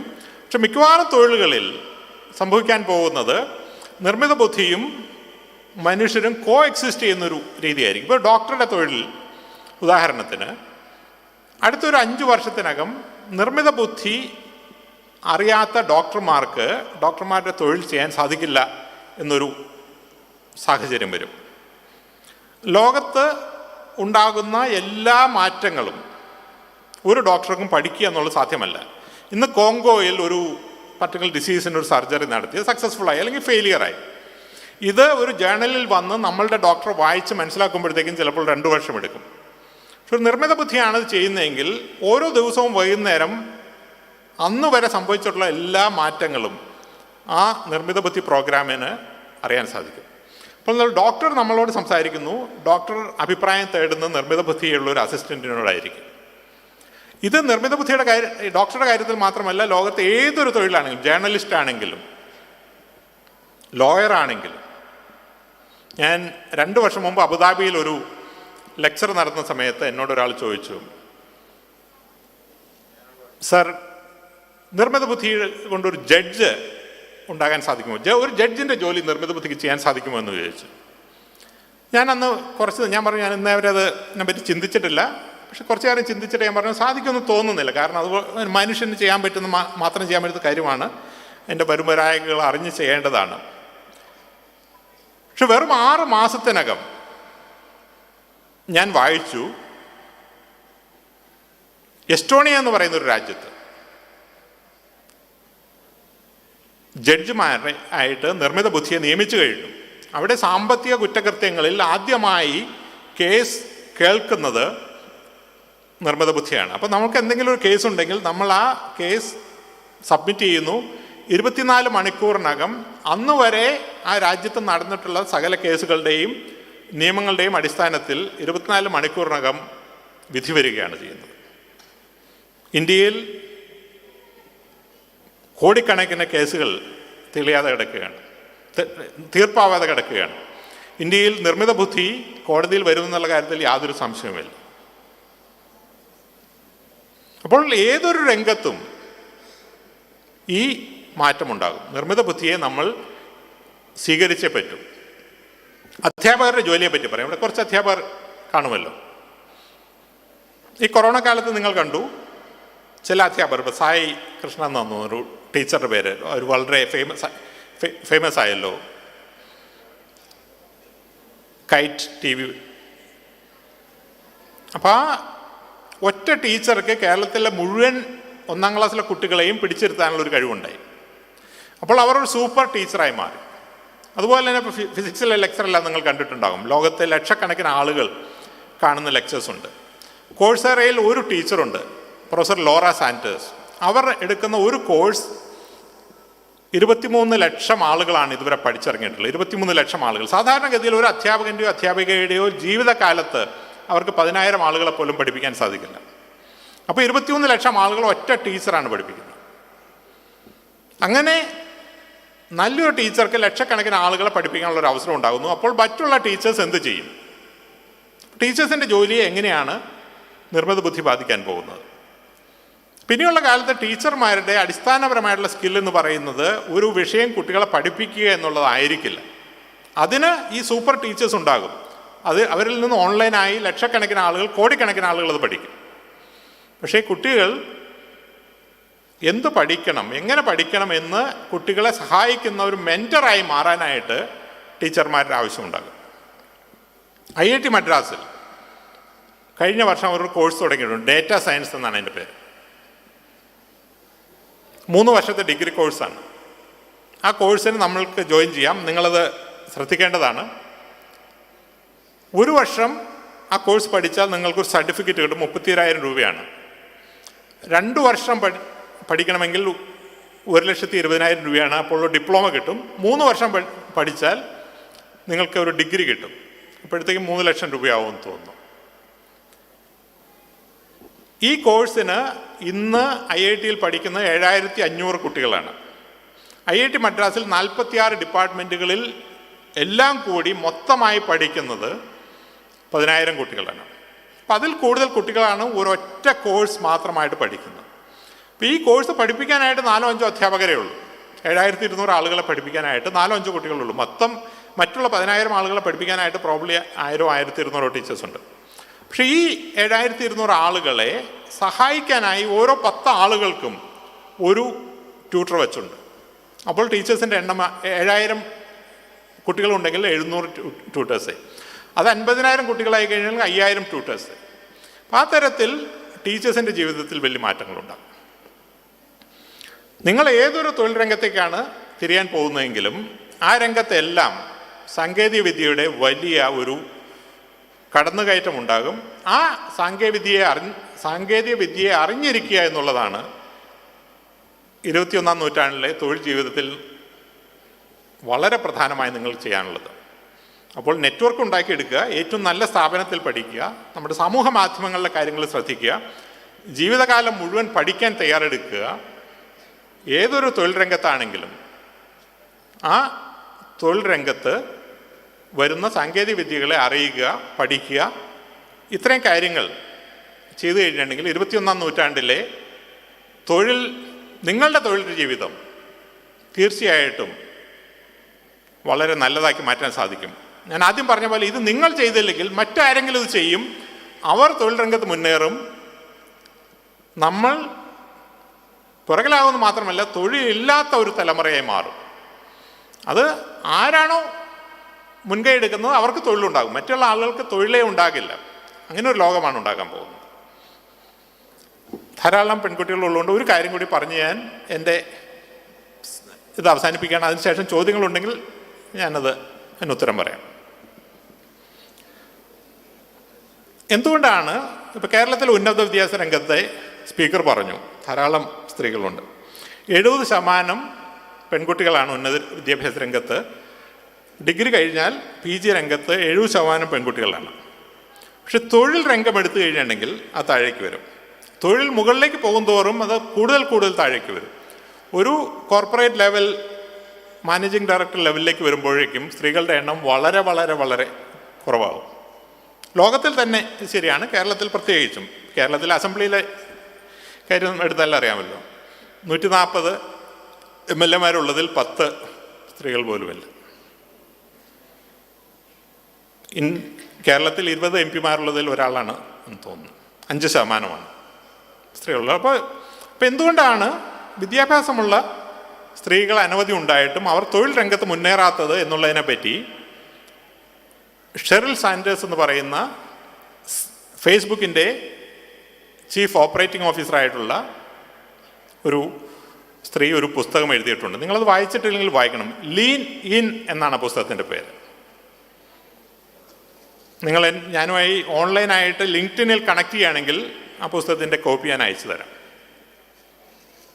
ഈ ഓഡിയൻസിലുള്ള എല്ലാ പെൺകുട്ടികളും വായിച്ചിരിക്കേണ്ട പുസ്തകമാണ്. എന്തുകൊണ്ടാണ് സ്ത്രീകൾ തൊഴിൽ രംഗത്ത് അറിവും കഴിവും വിദ്യാഭ്യാസവും ഉണ്ടായിട്ട് മുന്നോട്ട് പോകാത്തത്?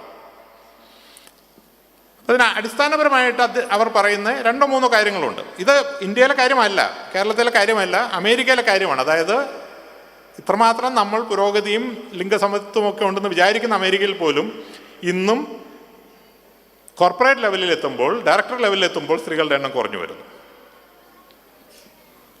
ഒന്നാമത് അവർ പറയുന്നത് സ്ത്രീകൾ അവസരങ്ങൾ വരുമ്പോൾ അത് എത്തിപ്പിടിക്കാൻ ആണുങ്ങളുടെ അത്രയും ശ്രമിക്കാറില്ല എന്നുള്ളതാണ്. അതിൻ്റെ കാരണം അവർ പറയുന്നത് ഒരു തൊഴിലിന് പൂർണ്ണമായും സജ്ജമായി എന്ന് സ്ത്രീകൾക്ക് തോന്നുന്ന സമയത്ത് മാത്രമേ അവർ ഒരു പ്രൊമോഷൻ കിട്ടിയാൽ അക്സെപ്റ്റ് ചെയ്യുള്ളൂ. ആണുങ്ങളുടെ കാര്യത്തിൽ അവർ പ്രൊമോഷൻ വരുന്ന വഴി ചാടിപ്പിടിക്കും. അതിനുശേഷം അവർ നന്നായി ചെയ്താലും ഇല്ലെങ്കിലും അത് സ്ഥാപനത്തിനാണ് പോകുന്നത്. പക്ഷേ സ്ത്രീകൾ അങ്ങനെയല്ല, അവർക്ക് ഉറപ്പ് വരുന്ന സമയത്ത് മാത്രമേ അവർ ആ തൊഴിൽ ചെയ്യുള്ളൂ. ആ കെയർ എടുക്കുന്നതുകൊണ്ടാണ്. രണ്ടാമത്തത് അവർ പറയുന്നത് നെറ്റ്വർക്കിൻ്റെ അഭാവമാണ്. സ്ത്രീകൾ നെറ്റ്വർക്ക് ഉണ്ടാക്കുന്നതിൽ പൊതുവെ പുരുഷന്മാരൊക്കെയും പുറകിലാണ്. കാരണം കൂടുതൽ ഈ രംഗത്തുള്ളത് പുരുഷന്മാരാണ്. അപ്പോൾ പുരുഷന്മാരുടെ ഒരു നെറ്റ്വർക്ക് ഓൾറെഡി എക്സിസ്റ്റിംഗ് ആണ്. പൊളിറ്റിക്സിലൊക്കെ അതാണ് സംഭവിക്കുന്നത്.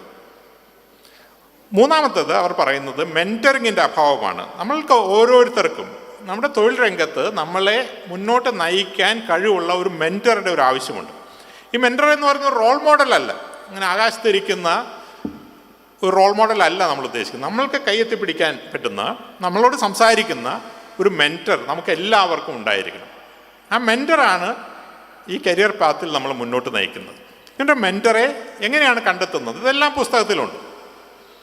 ഈ പെൺകുട്ടികളെല്ലാം തന്നെ തീർച്ചയായിട്ടും ഈ നെറ്റ്വർക്കിൻ്റെ പ്രാധാന്യം മനസ്സിലാക്കി, മെൻറ്ററിങ്ങിൻ്റെ പ്രാധാന്യം മനസ്സിലാക്കി, നിങ്ങളുടെ ചുറ്റുമുള്ള, ഇപ്പോൾ ഡൽഹി യൂണിവേഴ്സിറ്റിയിൽ പഠിക്കുന്നതാണെങ്കിൽ, വിദേശത്ത് പഠിക്കുന്നതാണെങ്കിൽ, കാനഡയിൽ പഠിക്കുന്നതാണെങ്കിൽ, തിരുവനന്തപുരത്ത് പഠിക്കുന്നതാണെങ്കിൽ, അങ്ങനെയുള്ള നിങ്ങളുടെ കൈ 5 വർഷം മുന്നിലുള്ള ഒരാളെ മതി കണ്ടുപിടിച്ച് അവരുമായി ബന്ധപ്പെട്ട് പരസ്പരം സംയോജിച്ച് കരിയറിൽ ശ്രമിക്കുകയാണെങ്കിൽ തീർച്ചയായിട്ടും വളരെ ശോഭനമായ ഒരു കരിയർ 21-ാം നൂറ്റാണ്ടിൽ നിങ്ങൾക്കുണ്ടാകുമെന്നുള്ളതിൽ സംശയമില്ല. ഇന്ന് ഇവിടെ വന്ന് ഈ വിഷയത്തെപ്പറ്റി സംസാരിക്കാൻ എനിക്ക് അവസരം തന്ന MLAയ്ക്കും മറ്റ് സംഘാടകർക്കും എൻ്റെ നന്ദി പറയുന്നു. നിങ്ങൾക്ക് ചോദ്യങ്ങളുണ്ടെങ്കിൽ ഞാൻ തീർച്ചയായിട്ടും ഉത്തരം പറയാം. നിങ്ങളുടെ സമയത്തിൻ്റെ ഇതെല്ലാം MLA പറയും. എനിക്ക് ബുദ്ധിമുട്ടില്ല. പക്ഷെ നിങ്ങളുടെ സമയവും നിങ്ങളുടെ ഭക്ഷണത്തിൻ്റെയും ഇടയ്ക്ക് വന്ന് നിൽക്കുന്നത് ശരിയല്ലാന്ന് എനിക്കറിയാം. അതുകൊണ്ട് നിങ്ങളുടെ ചോദ്യങ്ങൾ ചോദിക്കുക, ഞാൻ ഉത്തരം പറയാം. Thank you. മൈക്കുണ്ടോ? ഓക്കെ.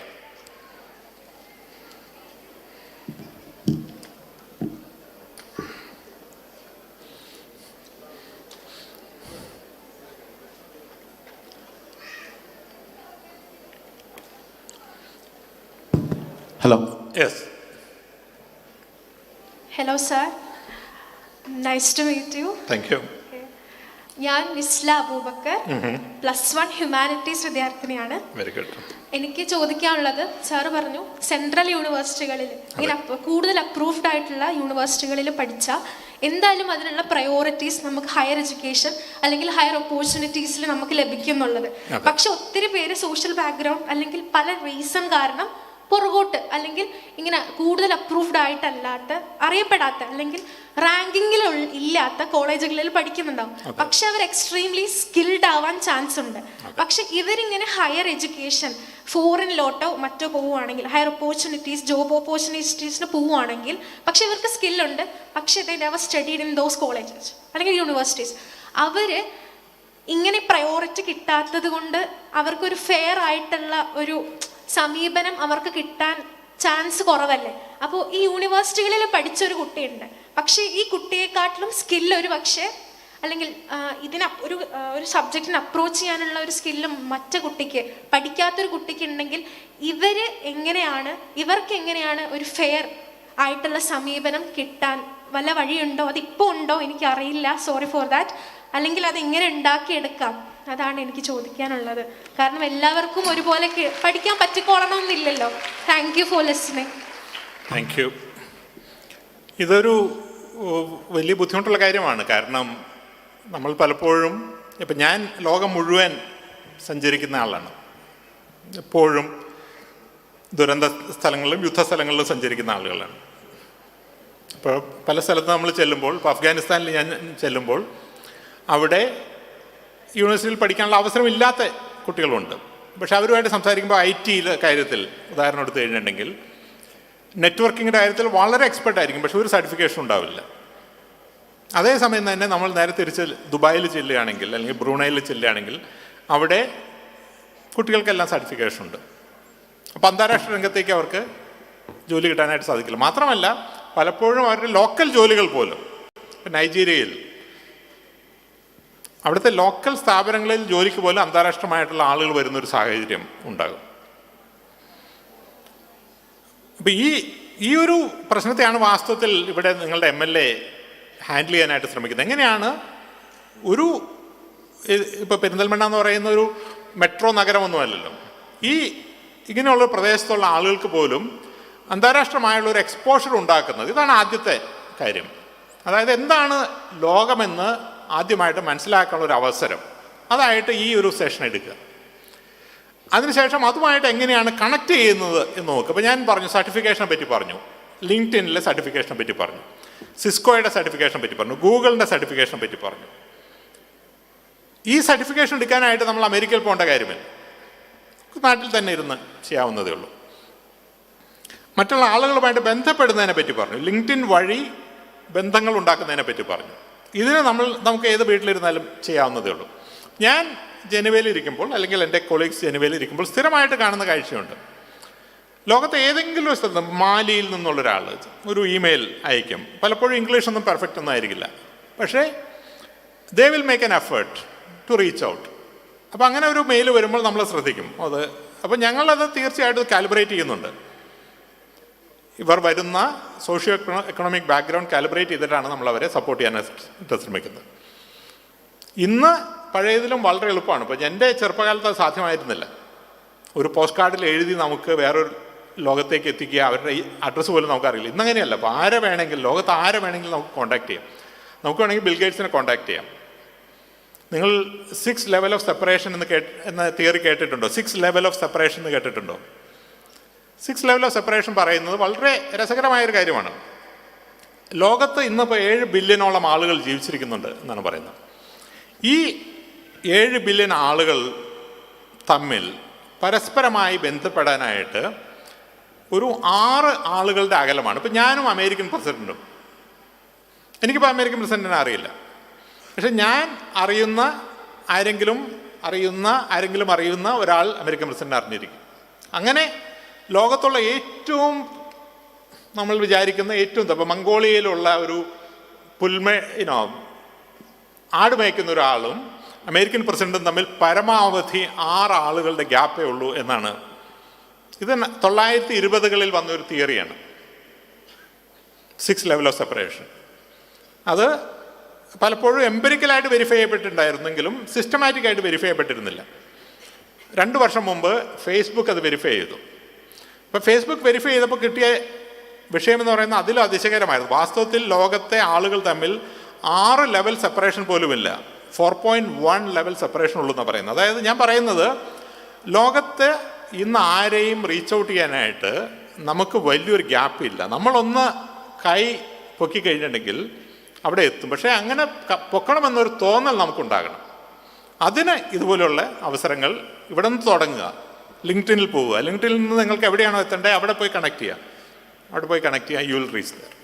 Thank you. നമസ്കാരം സാർ, എൻ്റെ പേര് നിസാമുദ്ദീൻ എന്നാണ്. ബൈ പ്രൊഫഷൻ ടീച്ചറാണ്. 2 ചോദ്യമാണ് ചോദിക്കാനുള്ളത്. ഒന്നാമത്തത്, സാർ നേരത്തെ ഓൺലൈൻ ലേണിംഗ് സെൻറ്ററുകളെ കുറിച്ച് പറഞ്ഞു.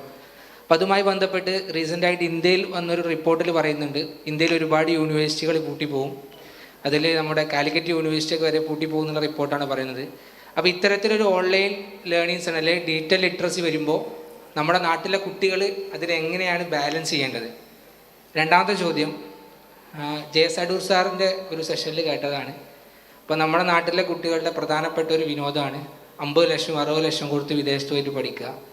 പക്ഷേ അതൊരിക്കലും അവർക്ക് വിദേശത്തെ നല്ല യൂണിവേഴ്സിറ്റികൾ ഒരിക്കലും എത്തിപ്പെടാൻ സാധിക്കില്ല. അപ്പോൾ അദ്ദേഹം പറയുന്നത് ആ പൈസ ഇന്ത്യയിൽ കൊടുത്ത് ഇവിടെ പഠിക്കുകയാണെങ്കിൽ ഇൻവെസ്റ്റ് ചെയ്യുകയാണെങ്കിൽ അതിനേക്കാളും കൂടുതൽ നമുക്ക് ലാഭം ഉണ്ടാക്കാൻ കഴിയുന്നതാണ്. അപ്പോൾ ഇത്തരത്തിൽ ലോകത്തിലെ ഫസ്റ്റ്, സെക്കൻഡ്, തേർഡ് റാങ്കിങ്ങിലുള്ള യൂണിവേഴ്സിറ്റിയിലേക്ക് എത്തിപ്പെടാൻ സാധാരണക്കാരായ കുട്ടികൾ എന്തൊക്കെ കാര്യങ്ങളാണ് ചെയ്യേണ്ടത്? Thank you. ആദ്യത്തെ കാര്യം, ഇന്ത്യയുടെ പുതിയ എഡ്യൂക്കേഷൻ പോളിസി പ്രകാരം അതിൻ്റെ കരടിൽ കൃത്യമായിട്ട് പറഞ്ഞിരുന്നു. അതായത് ഇന്ത്യയിലെ യൂണിവേഴ്സിറ്റികൾ പൂട്ടിപ്പോവുകയല്ല, വാസ്തവത്തിൽ അത് ഇരട്ടിക്കുകയാണ് ചെയ്യാൻ പോകുന്നത്. ഇന്ന് 1000 യൂണിവേഴ്സിറ്റികളുള്ളത് 2000 യൂണിവേഴ്സിറ്റികളാക്കും എന്നാണ് ഇന്ത്യയുടെ പുതിയ എഡ്യൂക്കേഷൻ പോളിസിയുടെ കരടിൽ പറഞ്ഞത്. ഫൈനലായി കഴിഞ്ഞപ്പോൾ ആ നമ്പർ അവർ എടുത്തു കളഞ്ഞു. പക്ഷേ യൂണിവേഴ്സിറ്റികളുടെ എണ്ണം കൂട്ടുമെന്ന് തന്നെയാണ് പറഞ്ഞത്. പക്ഷെ അവർ കൂട്ടുമെന്ന് പറഞ്ഞത് അഫിലിയേറ്റഡ് കോളേജുകളാണ്. അപ്പോൾ കാലിക്കറ്റ് യൂണിവേഴ്സിറ്റി അല്ലെങ്കിൽ കേരളത്തിലെ യൂണിവേഴ്സിറ്റികളുടെ സംവിധാനം എന്ന് പറയുന്നത് യൂണിവേഴ്സിറ്റികളിലല്ലല്ലോ ടീച്ചിങ് നടക്കുന്നത്. ടീച്ചിങ് നടക്കുന്ന ഇൻഡിവിജ്വൽ ആയിട്ടുള്ള കോളേജുകളിലാണ്. ഈ കോളേജുകൾ ഇല്ലാതാക്കുമെന്നും ഈ ഓരോ കോളേജുകൾക്കും വേണമെങ്കിൽ ഡിഗ്രി കൊടുക്കാനുള്ള അർഹത ഉൾപ്പെട്ട ഓട്ടോണമി കൊടുക്കുന്നതാണ്. ഇപ്പോൾ ഓട്ടോണമസ് കോളേജ് കേരളത്തിൽ 10-15 ഉണ്ട്. പക്ഷേ അവരുടെ ഡിഗ്രി കൊടുക്കുന്ന യൂണിവേഴ്സിറ്റിയാണ്. പക്ഷെ അതുകൂടി മാറ്റി ഡിഗ്രി കൊടുക്കാൻ ഉൾപ്പെടെയുള്ള അവകാശമുള്ള ഓട്ടോണമസ് കോളേജുകളാക്കി മാറ്റുമെന്നും ഇന്ന് 40,000 കോളേജുകളുള്ളതിനെ 10,000 ഓട്ടോണമസ് കോളേജുകളായി ചുരുക്കുമെന്നാണ് പറയുന്നത്. വാസ്തവത്തിൽ കേരളത്തിന് നല്ല കാര്യമാണ്. കേരളത്തിലെ ഓരോ കോളേജുകളും വേണമെങ്കിൽ ഒരു ഓട്ടോണമസ് കോളേജാക്കി മാറ്റാനും അതിന് സ്വന്തമായി സിലബസ് ഉണ്ടാക്കാനും ഓൺലൈനായും ഓഫ്ലൈനായും വിദേശത്തുനിന്നുള്ള ആളുകളെ പഠിപ്പിക്കാനുള്ള സാഹചര്യം ഉണ്ടായി കഴിഞ്ഞിട്ടുണ്ടെങ്കിൽ കേരളത്തിലെ വിദ്യാഭ്യാസം കൂടുതൽ നന്നാവുമെന്നാണ് ഞാൻ വിശ്വസിക്കുന്നത്.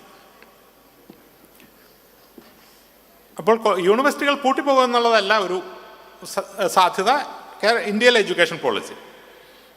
പക്ഷേ ഈ ഓൺലൈൻ വിദ്യാഭ്യാസത്തിൻ്റെ ഒരു വരവ് പേരില്ലാത്ത യൂണിവേഴ്സിറ്റികളിൽ കുട്ടികൾക്കുള്ള താല്പര്യം ഇല്ലാതാക്കും.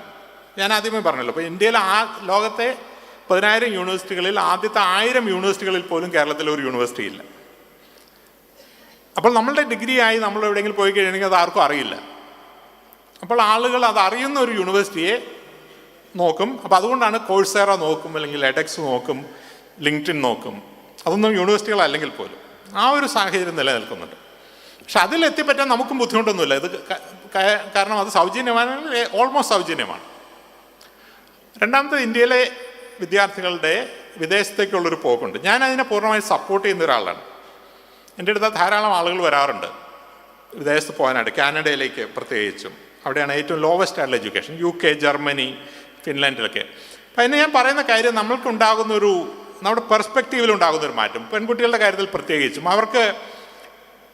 അവരുടെ ഒരു അവസരങ്ങളുടെ ആകാശം വളരെ വലുതാകും. ഇപ്പോൾ കേരളത്തിൽ എന്ന് പറയുകയാണെങ്കിൽ പെൺകുട്ടികൾ ഏത് സമയത്ത് വീട്ടിൽ നിന്ന് പോകണം, ഏത് വസ്ത്രം ധരിക്കണം, ഇതെല്ലാം ബുദ്ധിമുട്ടല്ലേ. പബ്ലിക് ട്രാൻസ്പോർട്ട് എല്ലാം ബുദ്ധിമുട്ടാണ്.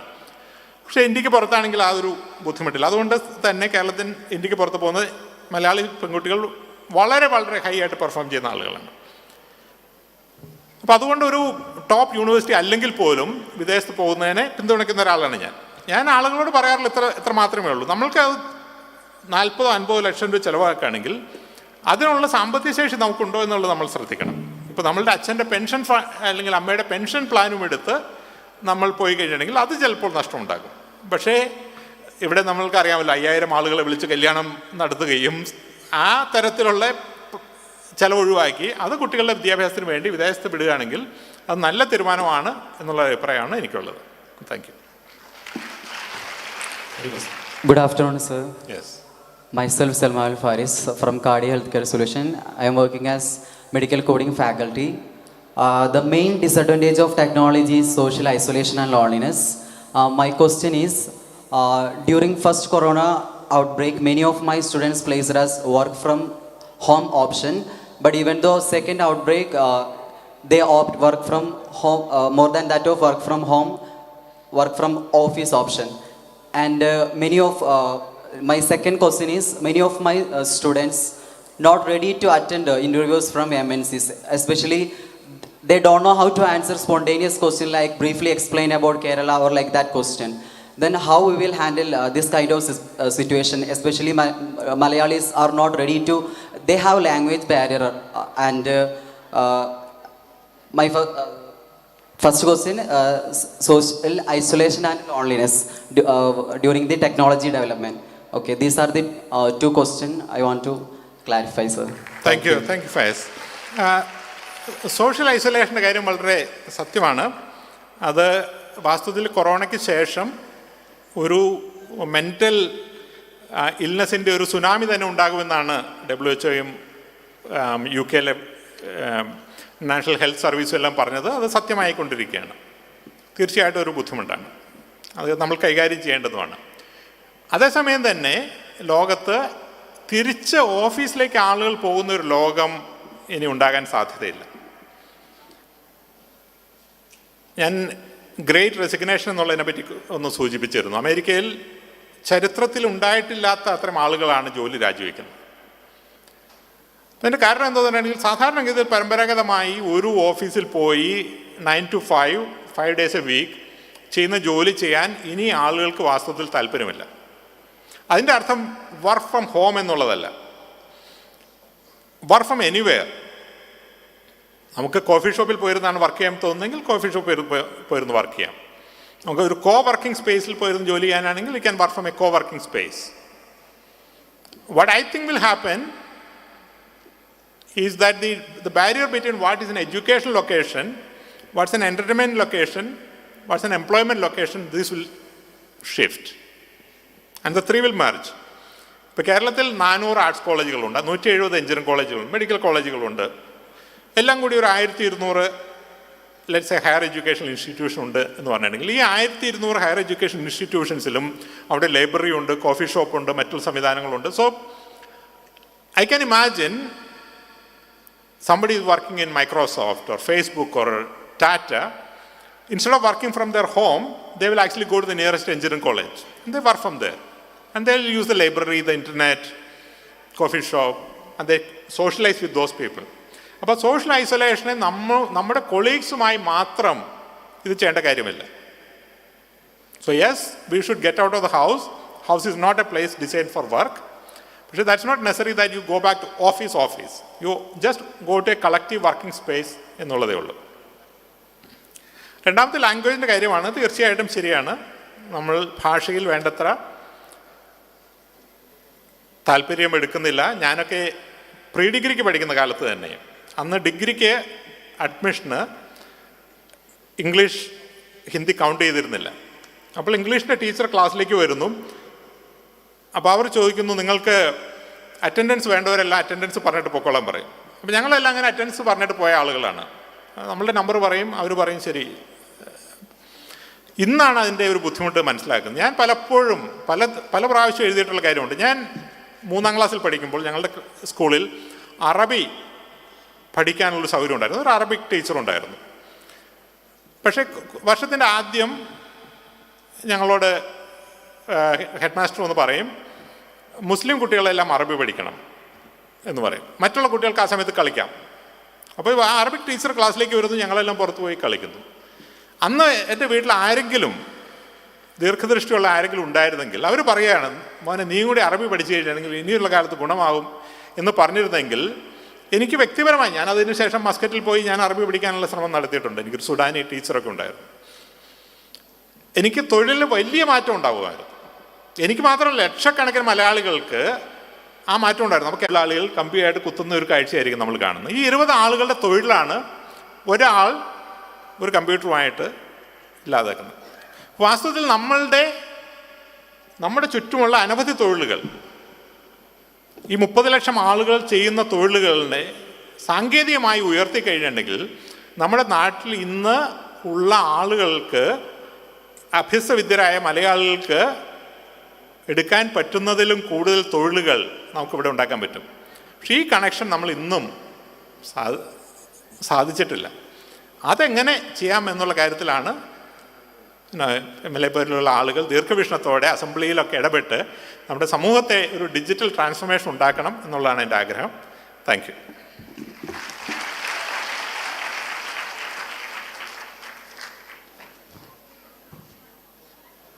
വളരെ നന്ദി പറയുകയാണ്. കാരണം പെരിന്തൽമണ്ണയിലേക്ക് പ്രിയപ്പെട്ട മുരളി സാറിന് നമുക്ക് ലഭിച്ചത് തീർച്ചയായിട്ടും ഒരു ട്രാൻസ്ഫോർമേഷനുള്ള ആദ്യത്തെ പടിയാണ് എന്ന് ഞാൻ മനസ്സിലാക്കുന്നു. നിങ്ങളെല്ലാവരും എൻജോയ് ചെയ്തില്ലേ? ഓക്കെ. വിശപ്പ് എങ്ങനെയുണ്ട്? നല്ലോണമുണ്ടോ? എന്നാൽ കുറച്ചുകൂടി നിങ്ങൾ കാത്തിക്കണം. കാരണം നമ്മൾ ഏറ്റവും പ്രധാനപ്പെട്ട ഒരു അതിഥി കൂടി നമുക്കുണ്ട്. നിങ്ങളെ ഫ്ലൈ ചെയ്യാൻ വേണ്ടി ഇന്ധനമായി നിൽക്കുന്ന, നമ്മുടെ ഈ പ്രോജക്റ്റിനെ മുഴുവനും ലീഡ് ചെയ്യാൻ പോകുന്ന നമ്മുടെ പ്രിയപ്പെട്ട അതിഥിയാണ് അനീഷ് അച്യുതൻ.